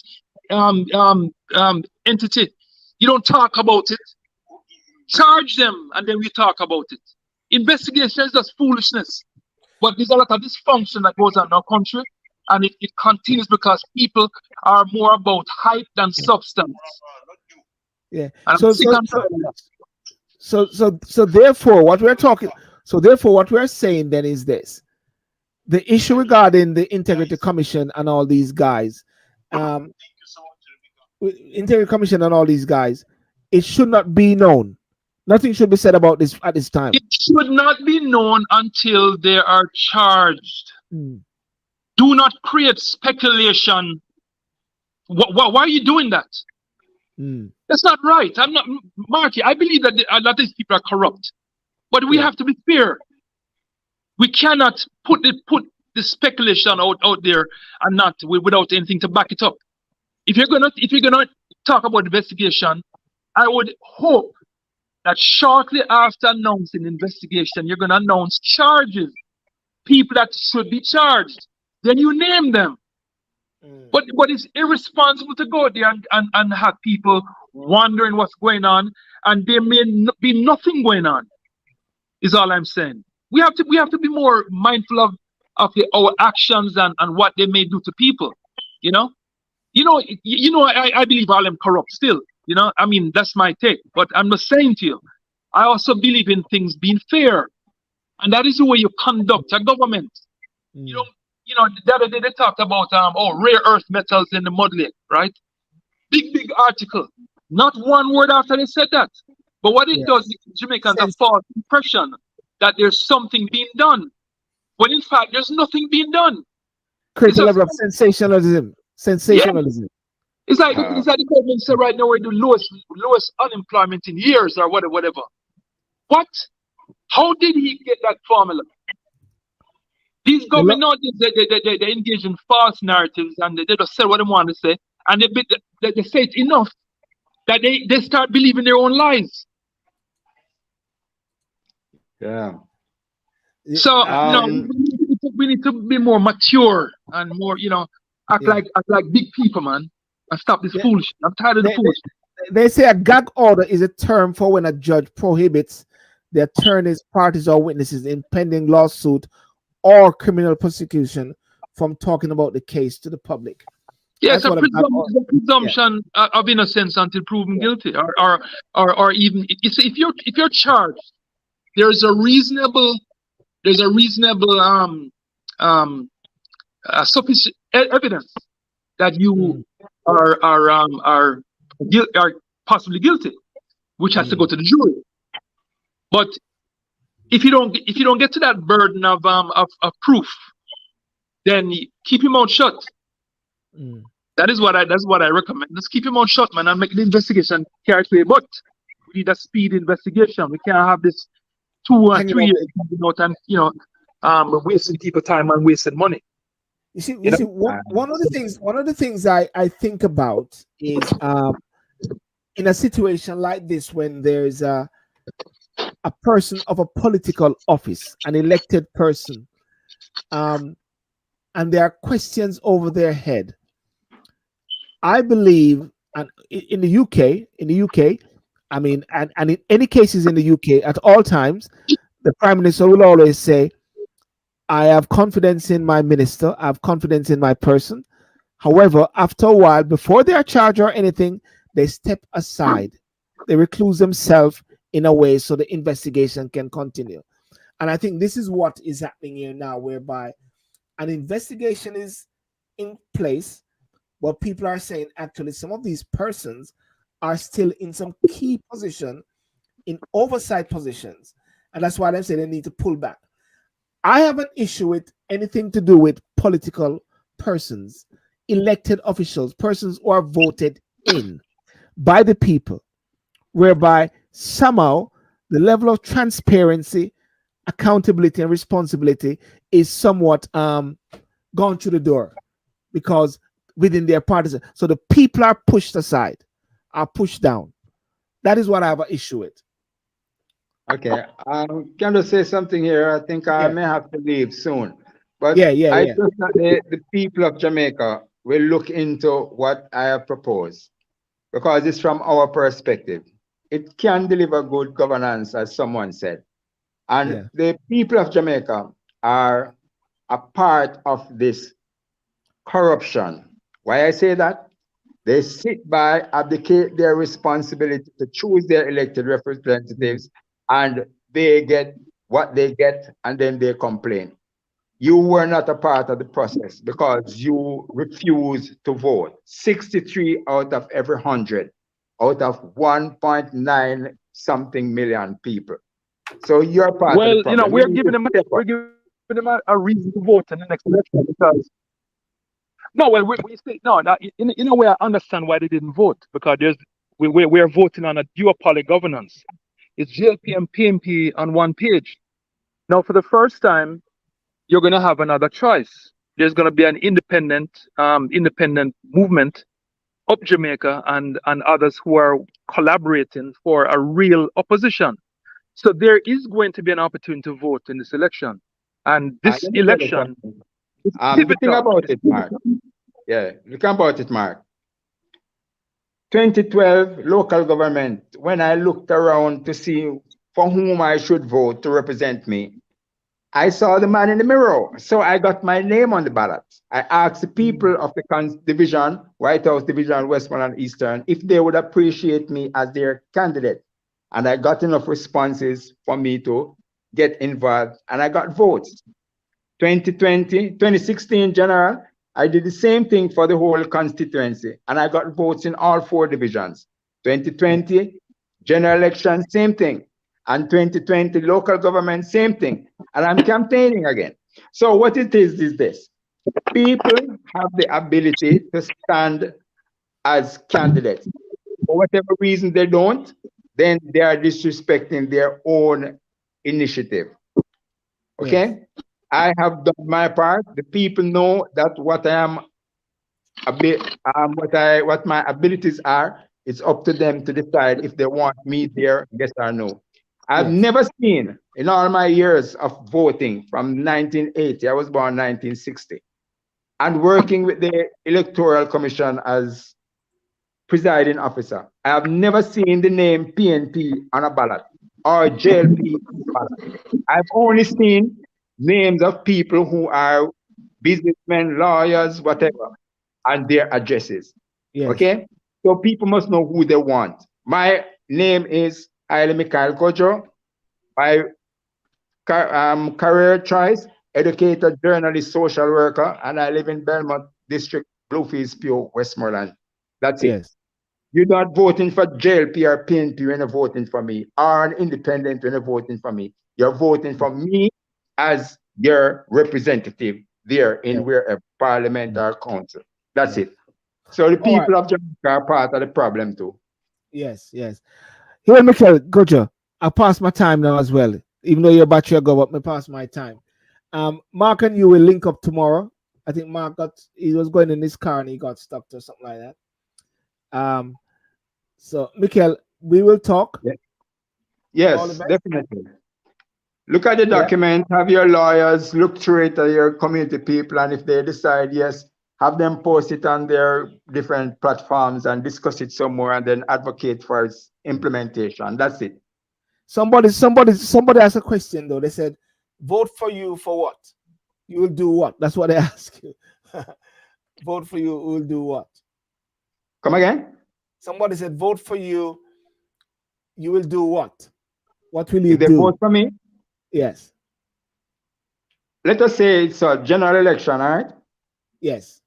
If I go to Parliament, I'll be advocating for the implementation of this document.